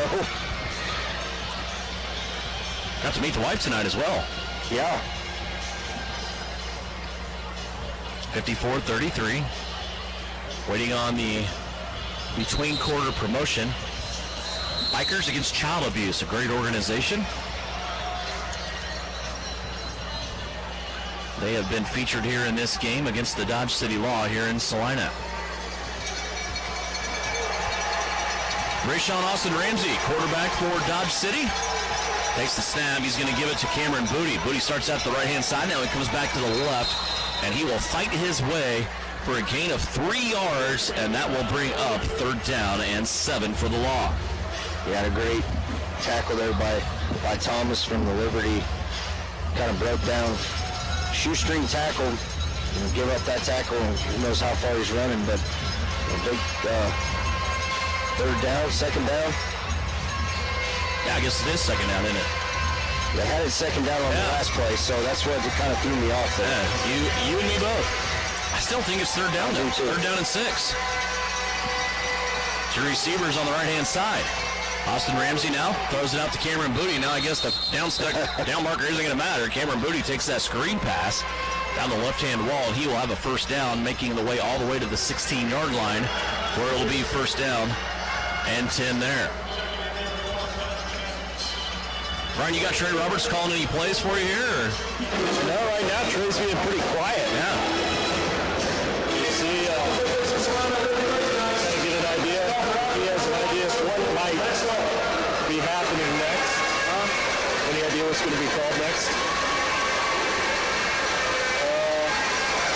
Looks like cloud. Cover 2. There it is. There's Austin Ramsey back to pass and is right in the middle of the field. And it will be short of a touchdown for the Dodge City Law. They take it all the way down to the 1 where they will have another 1st down. It's 1st down and goal inside the red zone. Here in the indoor football game in Champions Indoor Football, the red zone is from the 5-yard line in. And Dodge City is safely inside of that at the 1 where it is 1st down and goal. And the last time Dodge City, I believe, in the first half had 1st down and goal was skunked by the Salina Liberty defense. Travis Taylor signaling to Haran O'Neill, asking what play call they're going to run here. Everybody for the Liberty crowding around the line of scrimmage. An extra lineman in there for the Dodge City Law. Kind of offset, but there's 4 linemen. Ball on the floor, and it's going to be picked up by the Dodge City Law. Flag down. And there is a flag down. Picking the football up that time for Dodge City was Torrance Carr, the wide receiver. He had a touchdown earlier in this game. I called it. Okay, so they didn't call it illegal defense, they called it illegal blitz, so I think I'm off the hook there. Are we going to go a whole game without illegal defense? Now it's on you because you brought it back up. I just asked a question, Russ. Yes, we will. So half the distance to the goal equals about a football. But it is still 1st down for Dodge City. 12:35 left to go. 54-33. Dodge City breaking the huddle again with an extended offensive line. Austin Ramsey takes the snap, wants to put it up in the air, and he has a receiver, and it's caught. Torrance Carr with his second touchdown of the day. And that was just kind of in a like a soft little spot there, the Liberty defense. There wasn't really anybody there. Yeah, Mathis was kind of right there, and I think he just kind of planted and turned around. Dontre wants to push off, but I didn't see it. Just a great play to throw it up there to the receiver. Brian, what happened there on the field after the play? I'm really not sure. It was one of the players. It looked like it was Torrance Carr. Kind of was going over in the direction of Coach O'Neill, but I think he's pleading he was going to try to kind of have some pleasantries with a member of the VIP pit along the side. So not sure. Referees got it separated. Coach Davis was over there, so no harm, no foul. PAT was good. 54-40. Another touchdown by the Dodge City Law. 11:35 left to go. 14-point lead by Salina. 54-40 is our score. Now a conference with Richard Davis. Also somebody else that may be on the Dodge City coaching staff. Ron O'Neill has his guys out on the field talking to them right now. Yeah, and as they were walking back to their sideline there, or end zone, as you would see it in an indoor game, Ron O'Neill not happy, trying to get Dontre calmed down as he was chirping with the head linesman over here, and on the verge of getting that unsportsmanlike penalty. So hopefully Salina get the guys calmed down here, get back into their game, get back into the flow. 54-40. Fourth quarter action here from Tony's Pizza Event Center. Next home game comes your way on June 19th. So it'll be a while before the Liberty come back home. But just one game between now and then. That is June 12th in Omaha. Ralston Arena, play the Omaha Beef.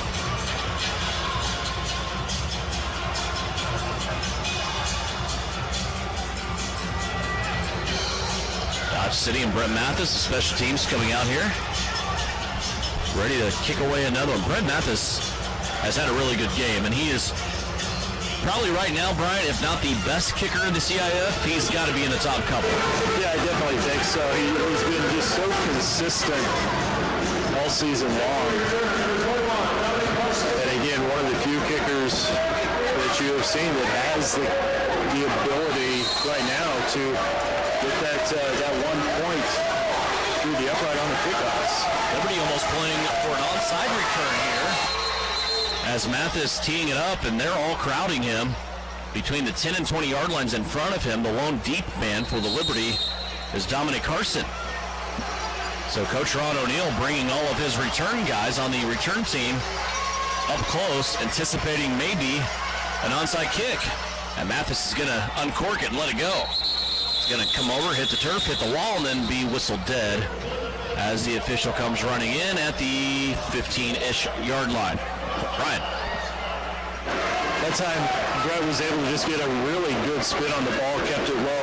Once it hits the turf, then it makes contact with the wall. That's where it's out of bounds, and it just kind of spun to where, and again, the way Salina was set up, there was no one in the area. And so the ball hits the wall at the 15-yard line. So, honestly, decent field position and a good outcome for Salina. So Salina Liberty offense will come out, and they will take over at their own 15-yard line. Three receivers, left-hand side. There's the give to Tracy Brooks in the backfield, and Tracy is going to be thrown for a loss of 1. Tracy did a really good job, Russ, not giving up on that play and twisting his way to the 14-yard line. Yeah, and we've seen it all year. Tracy, just a hard man for one guy to bring down, as the first guy was there 3 yards deep in the backfield, and he was able to get 2 yards to save for just a loss of 1. So back to the 14-yard line, second down and 11 coming up here for the Liberty offense. From here, it looked like Tracy was a little upset from the way the tackle was done, as if they had him grasped around the collar. Yes, I agree. Tracy comes out to the right-hand side as a receiver this time. It's a bubble screen to Shelley, and he is chopped down at the knees for another loss of a yard. Well-designed play that time defensively to get the stop. It's Marcus Odom in there again on the tackle, and he read that one perfectly. Yeah, Marcus Odom just did a great job of shedding the block of Waheem Bird to get off of him. Really, a well-designed blocked play and a great play by Odom to get off of Waheem Bird to make the tackle. Not a lot of third downs tonight for the Salina Liberty, but they're facing one here. 3rd down and 12. They need to go all the way to the 25-yard line to move the chains. Here's a pass over the middle of the field. It's to Steinlocks, and Chad goes up, makes the play, hands out in front. He's going to have the football at the 24-yard line. And that'll look a lot better for 4th down coming up. He just converted a 3rd down and 12 and made it a 4th down and 1. Yeah, and Salina 1 for 1 on 4th downs tonight. Had about the similar situation on the opposite side of the field, being 4th and 1, 4th and short, and was able to convert. 4th down and 1. Salina aims to cross the midfield stripe to keep this drive alive. 9:23 left to go. They lead it by 14. 2 receivers on the left-hand side. Mitch Kidd fakes the pitch, wants to pass, has a guy open, and he sets down right at the 20-yard line. Cradling the football is Waheem Bird. That's a gain of 6, and that'll move the chains and keep this drive going. When you got a receiver with Mitch Kidd, quarterback, running over the middle wide open, and you can't tell who it is, if you take a guess at Waheem Bird, you will be right more times than you were wrong. Like a little Sioux City-ish, didn't it? Yes. 1st down and 10 now for the Liberty as they are now starting to chew this clock up and also move the football down the field. Leading by 2 touchdowns, 54-40 is our score.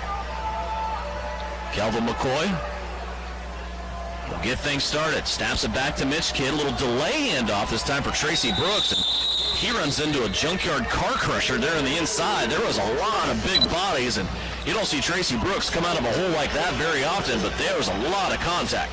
Yeah, a lot of contact behind the line of scrimmage and still able to gain a half a yard, 1 yard. Going to put the nose of the football at the 19-yard line. 54-40. 2nd down and 9 coming up for the Liberty. Mitch Kidd's been fantastic in this game, to say the least. 6 passing touchdowns, 3 of them to Ed Smith. Also has a rushing touchdown. 2nd down and 9. 3 receivers on the right-hand side. Pitch out Brooks that way. He finds a crease behind Steinlocks. He's going to take it up against the wall to 12. That will be a gain of 8 and bring up 3rd down and 2. Yeah, and if you're going to get out on the edge and you want to be behind a wide receiver, a guy the size of Steinlocks coming in 6'4", 220, that'd be the guy I'd want to run behind. Be a long 2 here for the Liberty. 3rd down. Football setting at the 12. Now 7:25 left to go. 3 wide receivers all on the left-hand side. Tracy Brooks a solo to the right. Mitch Kidd wants to pass. He goes to Brooks. Brooks has a DB on his back. It doesn't matter. He still makes the catch and gets the 1st down. I don't think we can express it enough how fast the ball comes out of Mitch Kidd's hands on those short routes. He pulls the trigger, doesn't he? Yeah, when his arm's coming back, it's coming out quick. Which is almost tailor-made for this indoor game. Challenging the catch. Brian, help us out here. Why? That's all I got.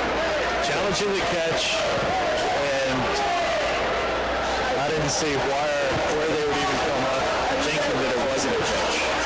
Okay, so our first reaction. And here's one of those things that,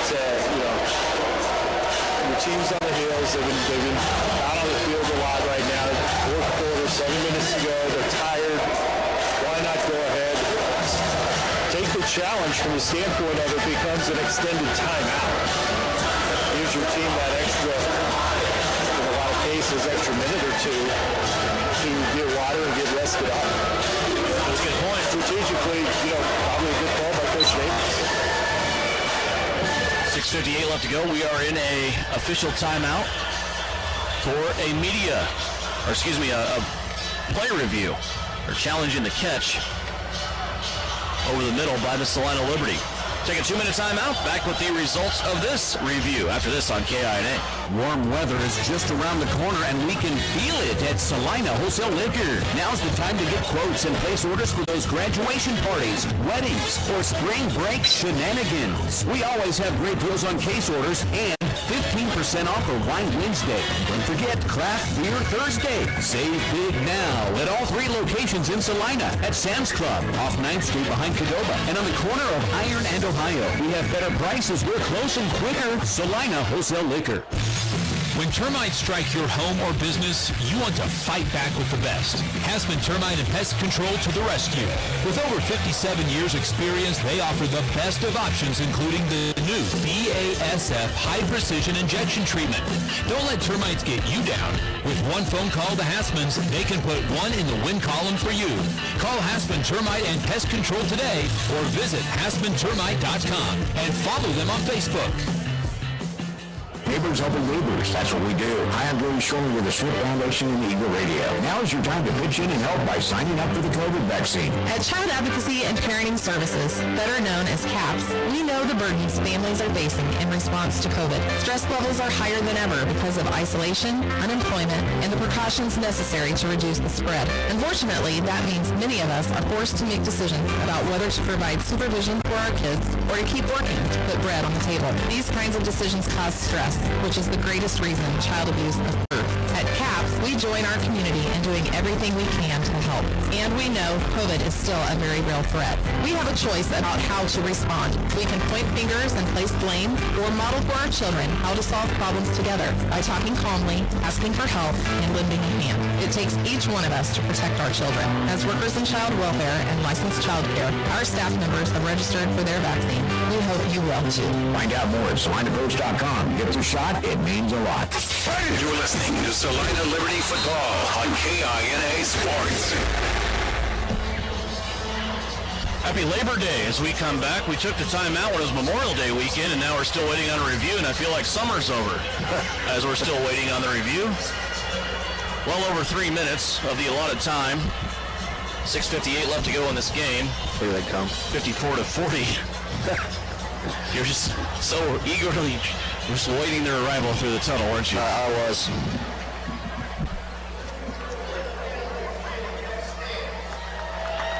Completed catch stands.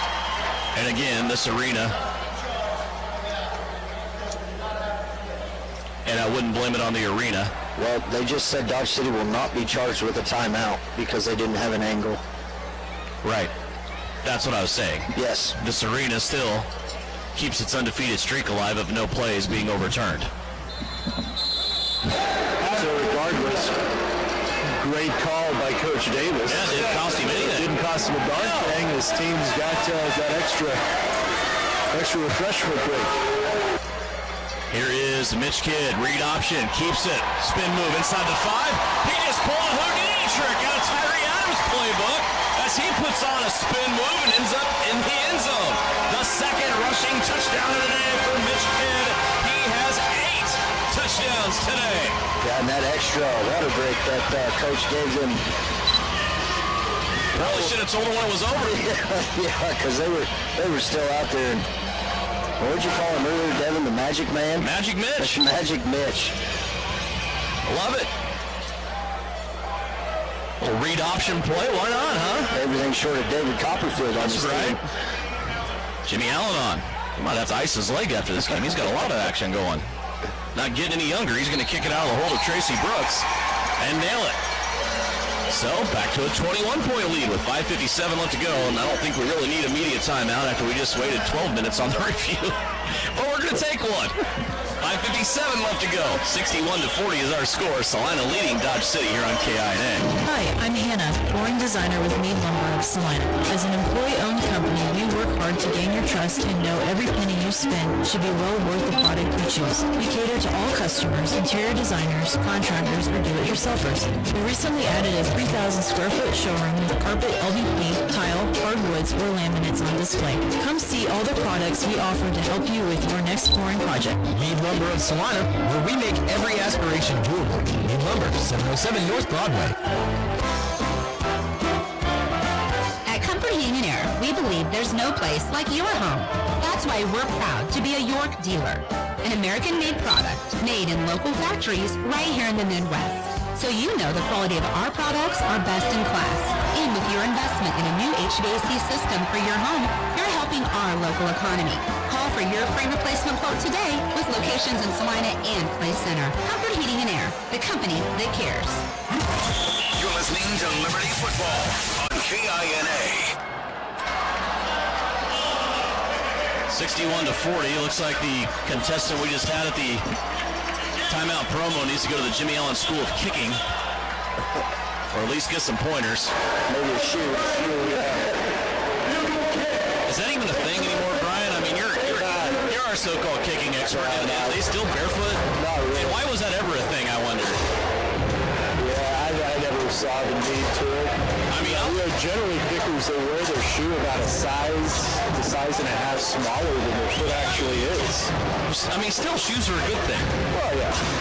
Some people say they're overrated, but the amount of use you put on your foot, I think it's good to have a shoe on. I just always wondered watching NFL or college, the teams up north, you go to Lambeau Field, you're in 3 feet of snow, and you don't have a shoe on. That doesn't... Those are the same guys that don't have sleeves on either. Yeah, that doesn't really ring me as smart. There's the kickoff by Jimmy Allen.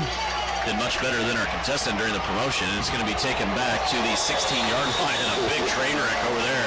Travis Taylor leading the way as he was able to bring Gerald Thomas down at the 16. 5:49 left to go. 61-40 is our score. Fourth quarter. Dodge City better get her going, Russ, if they're going to get back into this one.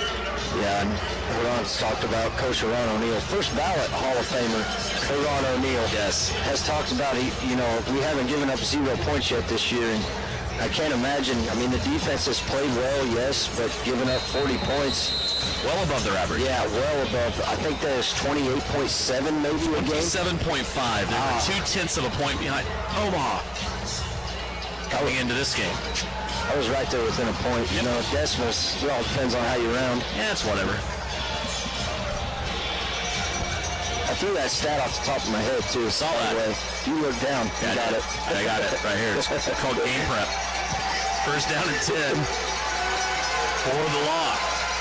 Here's a little pump fake. They want to go towards the middle of the field, and that's a great idea. But the ball is dropped. Gerald Thomas had it wide open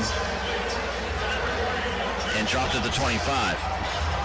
Clock continues to run now. 5 minutes remaining. Dodge City looked to be going no huddle here.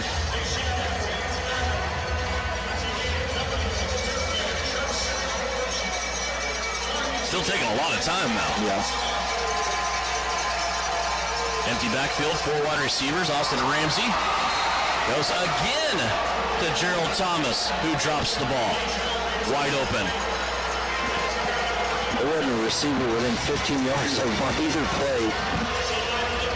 Wow. Third down and 10. The clock still runs. Now they figure they better huddle up. But man, I'm going to get you the ball wide open the middle. You got to catch it. In those 2 plays, they have killed a minute off this clock. Yeah. And not have any yards to show for it.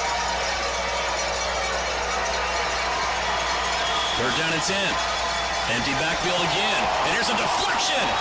And a ball that Austin Ramsey had a chance to get. He just bats it down. Going in, bringing in the heat once again was that defensive line led by Travis Taylor. Ashawn Funny, Shaq Bradford in a sidecar as well. Well, here tonight, we might have just saw a whole different look that this Salina Liberty defense can throw 3 different guys. And when you can rotate 3 in, 3 off for the way this new front 3 is played, look out. Fourth down and 10. First ballot Hall of Famer Ron O'Neal asking for this crowd to get into it. Looking to seal the game. 3:25 left to go.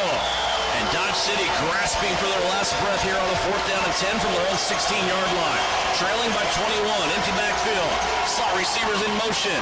Finally a catch, as this time Austin Ramsey went over the middle to Surrey Davis, and he comes up with a first down after a 13-yard catch. That'll keep this drive alive. Clock continuing to trickle down. Now 3:04 left to go. The Salina dropped two of their defensive linemen into coverage there over the flats, just leaving Travis Taylor in there to rush the quarterback. Here's the other sick thing about this team. Russ, you're in basically money time right now. Henry Carper's on the bench. Yeah. There's a scramble now. Austin Ramsey scrambling out, got rid of the football. Richard Davis is wanting a penalty. Don't know what he's really. I think he wants a legal defense. I mean, he was waving his hand around what it looked like. I was kind of wondering where the intentional grounding might be. Yeah. And there's the flag out on the ground. Great call, Brian. Well, let's see what it is, though. We don't know what it is. Illegal defense.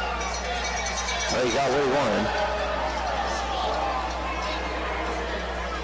So a first down and 5 now for the Dodge City Law. And the boos ring out from the stands at Tony's Pizza Event Center. Echoing. 2:19 left to go, more importantly. Dodge City does have 3 timeouts remaining, but they trail by 21. 16-yard line, first down and 5. 2 receivers on the right-hand side, actually now making a total of 3. Still a running back, Cameron Booty in the backfield. Screen pass out to Booty. He's at the 15, makes it to the 10, and he will barrel roll down to the 9-yard line. So pushing and shoving after the play. That breaks up quickly as Richard Davis yelling at his guys to get back into the offensive formation here. No huddle. They have to hurry. Inside 2 minutes left to go. Austin Ramsey looking to the right-hand side, has an open receiver, and a tackle made there at the 5 by Brayshawn Stewart. He's played well today. Yeah, Brayshawn's had a great game. He had a really good first half, breaking up a lot of passes. Guys, here's what I don't get. You've got 3 timeouts, you're trailing, you need to keep time on your side. Why doesn't Coach Davis call a timeout? I don't know. Now they're huddling, which is even more peculiar, I believe. Clock down to 1:13. Ball to 6.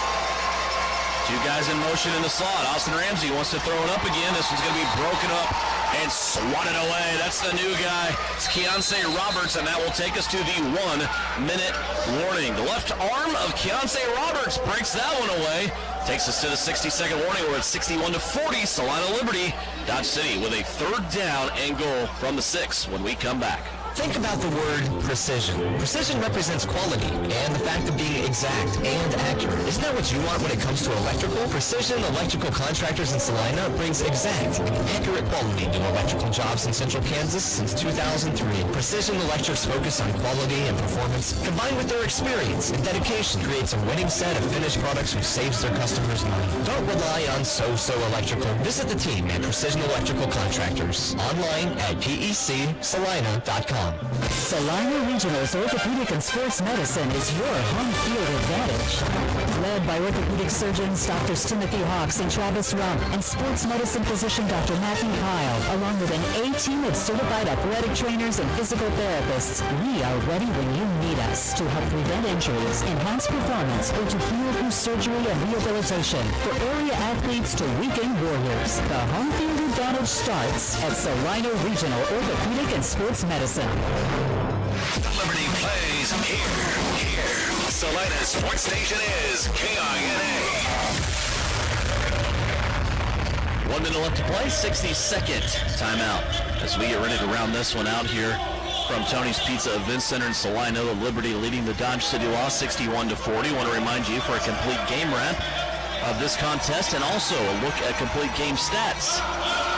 Head on over to SalinaPost.com. We'll have an article for you there at the conclusion of this one. Also try to hook up with first ballot Hall of Famer Ron O'Neill after the game. Brian Berner will visit with him on the field in what looks to be shaping up.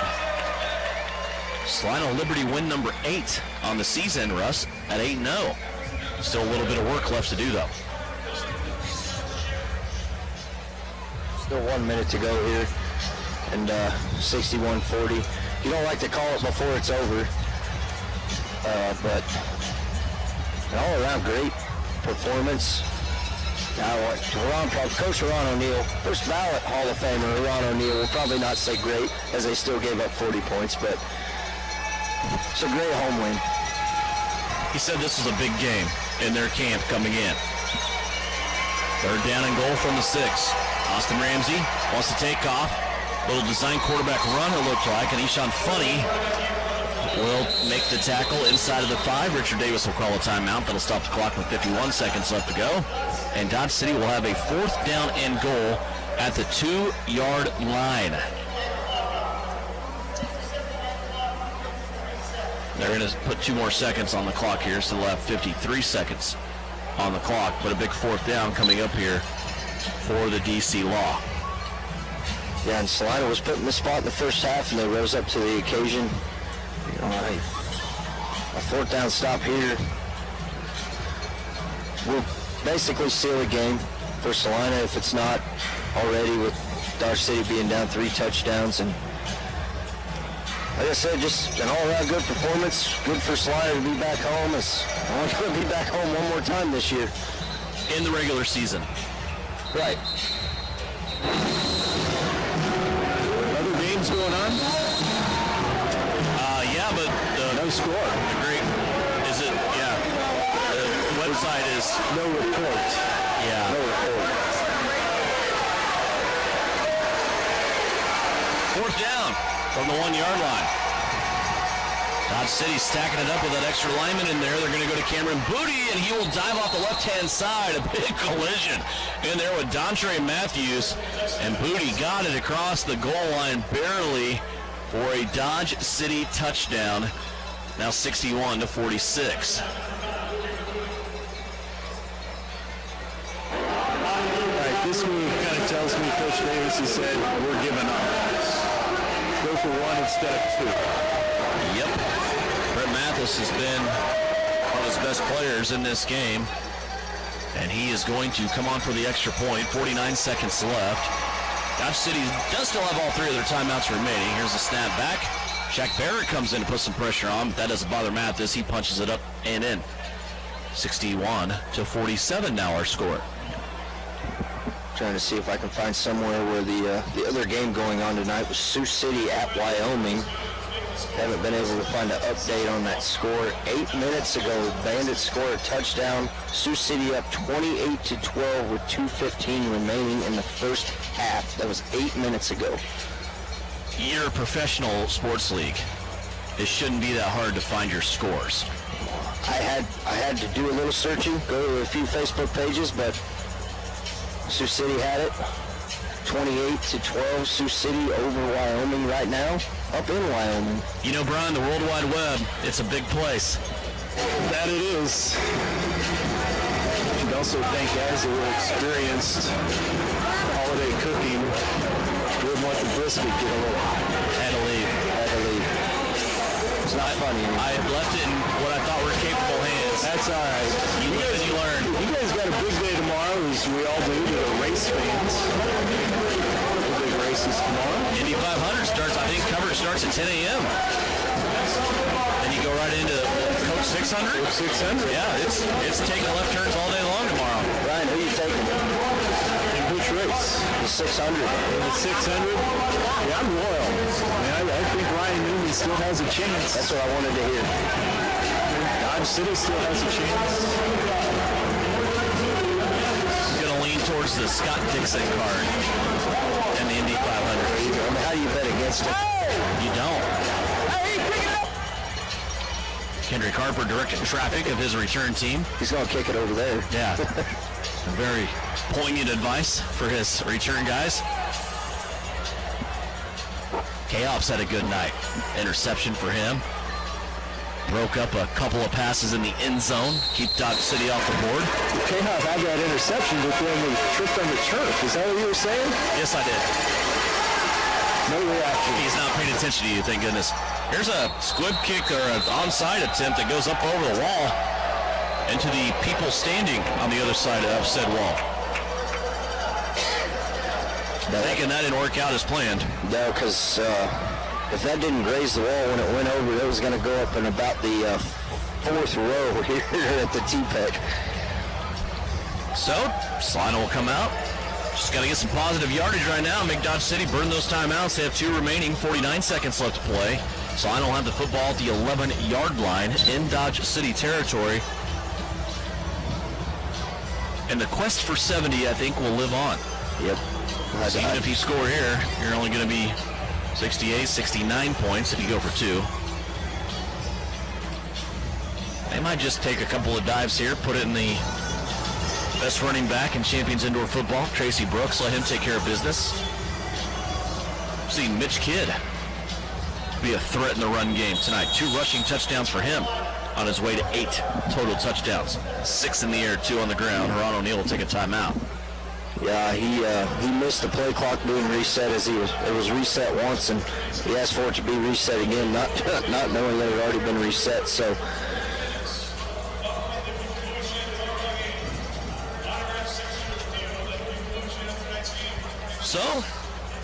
having such a good time at this game, we'll just keep dragging it out for a while.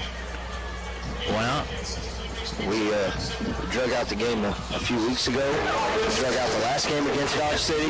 I was going to say, guys, compared to the 2-hour halves that we ran into last time these two teams played, this thing has just moved along. So far, so good. Yes, sir. Tell you what, I'm looking at this, and if it's accurate, Mitch Kidd, 16 out of 18, 192 yards in 16 days. That's a career right there. Pretty good night for Magic Mitch. He wants to throw again. Fake pitch out. Tracy Brooks going to the end zone. That's picked off. And that will hurt his night. Dodge City will return that out to about the 3. Waheen Bird, Tracy Brooks will make the tackle. So Dodge City will have the football at the 5-yard line. 39 seconds left to go. Still 2 timeouts remaining. They need 14 points to tie. Some of the defense for Salina over there had to retie their shoes to come back on the field. Not sure. I guess you want to get Mitch Kidd. Well, let's get one more touchdown on the board, I guess. But let's see what Dodge City can come out here. Indoor game. Crazier things have happened. Yep.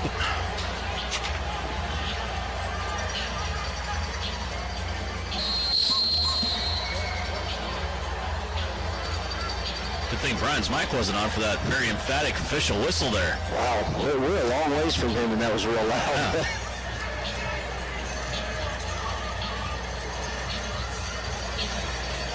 39 seconds left to go. Rajon Austin Ramsey brings his Dodge City Law offense back out. 45 yards in front of them. Down by 14. Over the middle. And a catch by Gerald Thomas. He had the dropsies on the last drive, dropped 2 in a row, but he makes that diving catch of a ball that was behind him. Maybe that's the key. Just throw it behind him a little bit, make him work a little bit for it. Don't hit him in the hands. That's a bad spot. Terrible. Chains trying to get set over there on the far side. Finally they are. That catch all the way up to the 18-yard line. 33 seconds left to play. They go heavy in the slots, and there's wide receivers running amok. Well, the center didn't even have his hand on the ball.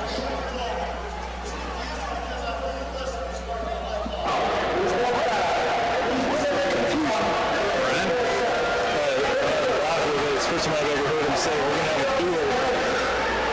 Yeah. That's what we used to have when we played in the street. Yeah. But confusion because of the way the whistle is blown. The officiating crew is going to use their first take back. We take that one back. 32 seconds left to go. Austin Ramsey throws it over there. A tough catch up against the wall. Torrance Carr trying to reel it in, and he cannot. And that will stop the clock with 29 seconds left to play. 61-47. Salina leading Dodge City by 14 points. Dodge City with the football with 2 timeouts remaining. You guys, we probably don't say this enough, but this is, a game I think this crew has done a great job tonight. It's one of those things we've never had to say, hey, I'm concerned about that call, or it's a questionable call. They've been on top of things tonight. Here's Travis Taylor in, putting some heat on Austin Ramsey. He's going to load that football. He Did a spin move to get her outside of Taylor's grasp. And then unloads it, and it's incomplete. That'll stop the clock with 22 seconds left. Travis Taylor's had a really good night as well, Russ. Yeah, Travis has really been in there wrecking havoc, to say the least, in there. And you talk about it, a 14-point game on the scoreboard, but it doesn't feel like, to me anyway, that this game has really been that close the whole way. Right, yeah. Yeah. They're down in 10. Slot receivers in motion. It's a total of 4. Shaq Barrett springs free. He's going to hit Rajon Austin Ramsey, and the helmet comes off. They're going to throw a flag here on Shaq Barrett, and I don't know how this is on him. Brian, that was right in front of you. The play ends up all the way down at the 10-yard line on the other end of the field. I don't know how you can penalize Shaq Barrett or Rajon Austin Ramsey not having his helmet buckled up tight. Yeah, it's one of those things that a lot of players only have that one snap on the side. But I think it's more, what did you see?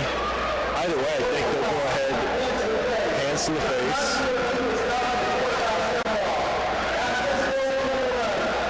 And half the distance from the end of the run. So, unfortunate call. If there's any saving grace, they're making a Whitehead now run all the way down to the 5-yard line to pick up his flag before he runs back to the other end. Only 2 positives there for Dodge City.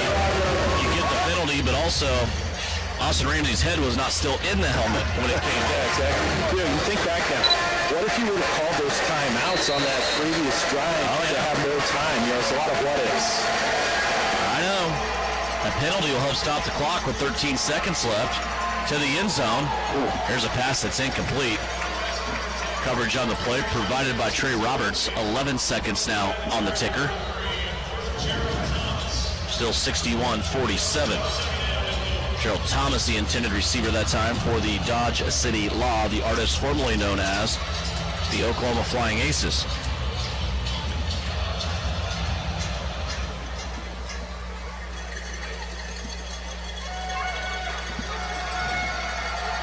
Second down and goal from the 5.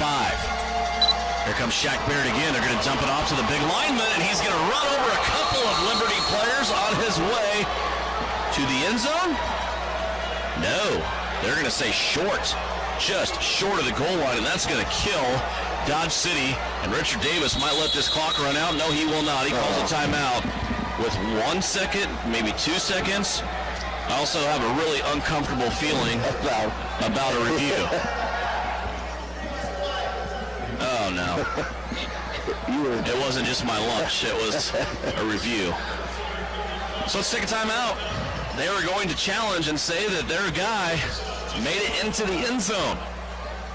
The big lineman there that's playing quite a bit on a play, Lamont McDonald. We'll see if he got in, hopefully, when we come back. 2-minute timeout, 61-47. Liberty leading it. A couple seconds left here on KINA. While there are many reasons to visit the beautiful community of Marquette, Kansas, Smoky Valley Distillery offers a new one. Made with the finest Kansas ingredients, including the refreshing sandstone-filtered water of the nearby Kiowa Aquifer, these handcrafted spirits capture the heart and soul of central Kansas and a taste of the Smoky Valley. Ask your local liquor store for Smoky Valley Distillery's Kansas Board products today.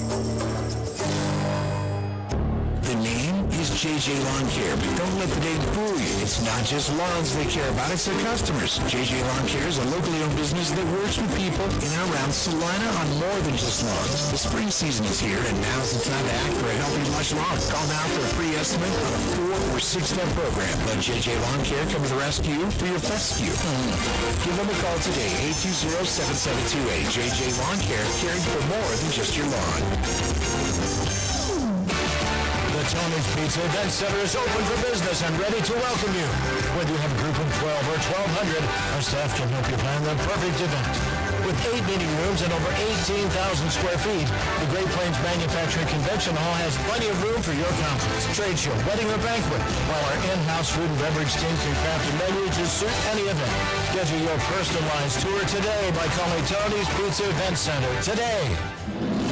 Salina Septic Services provides septic services including septic tank installation, inspection, and repair. In addition to professional septic tank services, we also provide portable restroom rentals. We have many options available, including his and hers portable restrooms and hand washing sinks. Setup, service, and removal are all part of our rentals. Whether you project a long-term construction job or a family gathering, we guarantee a clean porta potty. Find us today at SalinaSepticService.com. You're listening to Salina Liberty Football on KINA Sports. Still awaiting the decision, which I think we already know what it is. I'd be shocked if they overturn their own call here in this arena, 61-47. They have 0 seconds left on the scoreboard. I think there's at least a couple remaining. Brian? Well, I'm just kind of looking at some of these stats. It's 61-47 as of now. Salina. Dodge City has had the ball roughly 12 more minutes of possession in this game. Almost a whole quarter. Rush, you talked about that coming into this contest, even though the Liberty led the league in scoring and also yardage. They were dead last in time of possession. They do it quickly, and we saw it tonight. It started on the first drive, one play and a touchdown. Mitch Kidd found Ed Smith. Yeah, when you have a quarterback, as the officials are coming back out right now, that can throw 16 completions and 6 of them be touchdowns.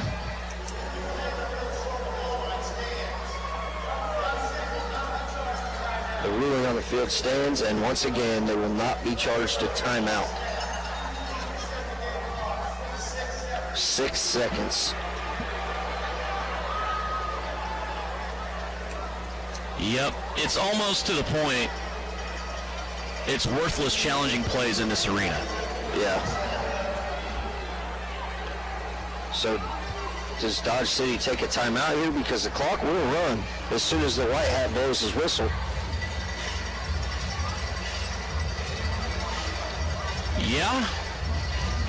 I mean, it should. The play, I mean, there was no out of bounds. Yeah, and they're not being charged a timeout here, so I agree with you.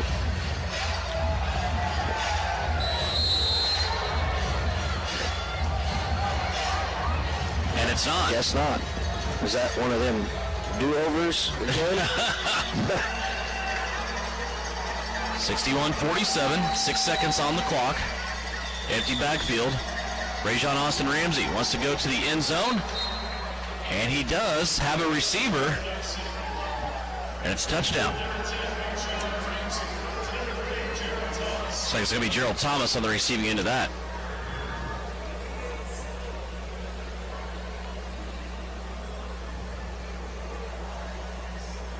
It's going to make it seem closer than it actually is. Right. Yeah. And I think, you know, you can make the arguments of, you know, the Liberty to close out games better, but I think they've done what they've had to do in this game. There's an extra point by Brett Mathis. It's up and good. And that will bring it now back within 7 with just 3 seconds left to go. And Dodge City will have to come out with some crafty kicking to try to get a recovery here and then perhaps have one play remaining. Yeah, and the crafty kicking would be better than the first onside attempt they had in the last drive. Yeah. That's really the only thing that Brett Mathis has done wrong to. Yeah.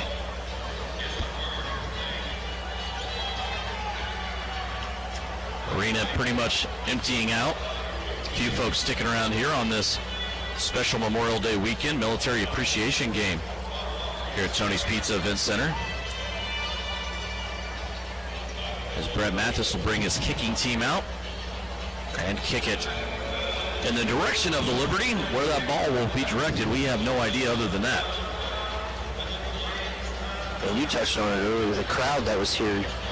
Holiday weekend, Memorial Day weekend. A really good crowd for the circumstances, and really probably a pretty good crowd that Salinas had, you know, all year here at the Tony's Pizza Event Center. We talk about the weather. It was just absolutely gorgeous outside here today in Salina. It's a good day for a tailgate, no doubt about that. I went out there earlier before the game, after the pregame stuff, and it was, everything looked good, smelled good, no burnt brisket, nothing. Just poking at me here, sir. I was involved in it too. I couldn't smell it all the way from 25 miles away. Yep.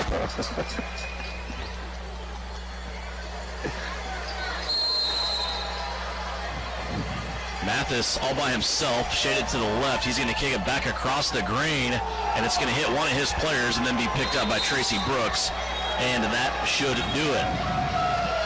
So Tracy Brooks, I don't know how he got that football. He just came streaking across the field. Still have 2 seconds left. Yeah, they're going to go ahead and mark it just inside the 10-yard line where it was, I think they'll call an illegal touch against Dodge City. It did go off. It looked like maybe off of the helmet of the Dodge City player, Russ, and now Huron O'Neill will have it as he goes over to clarify things with the white hat here and see what he needs to do in this situation with the ball at the 9.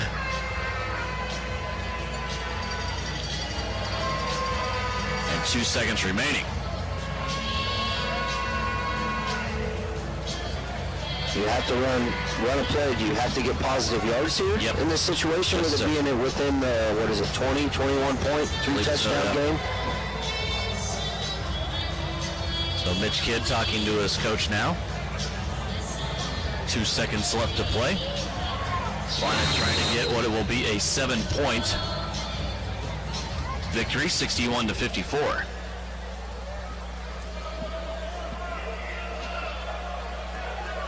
Tracy Brooks, right hip of Mitch Kidd. Kidd hands it off to Tracy Brooks, shakes off the first tackle. Tracy going all the way inside the 5 to the 2.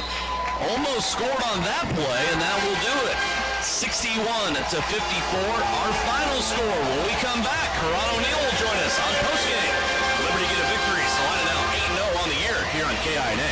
Don't go another day with roof problems. Ryan Roofing will provide you with the world's best roof, the Durolast Roofing System, custom prefabricated to fit your specific building. Your Durolast roof will be leak-free with virtually no maintenance. It's resistant to fire, high winds, chemicals, and temperature extremes. Plus, there are potential energy savings versus traditional roofing. Ryan Roofing has installed over 10 million square feet of Durolast roofing. Trust Ryan Roofing to solve your commercial roofing needs. Call for a quote today, 825-0475. Time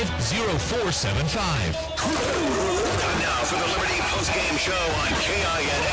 Stick around for the game recap, final stats, and reaction from the coach. This is Liberty football on KINA. Back here at Tony's Pizza.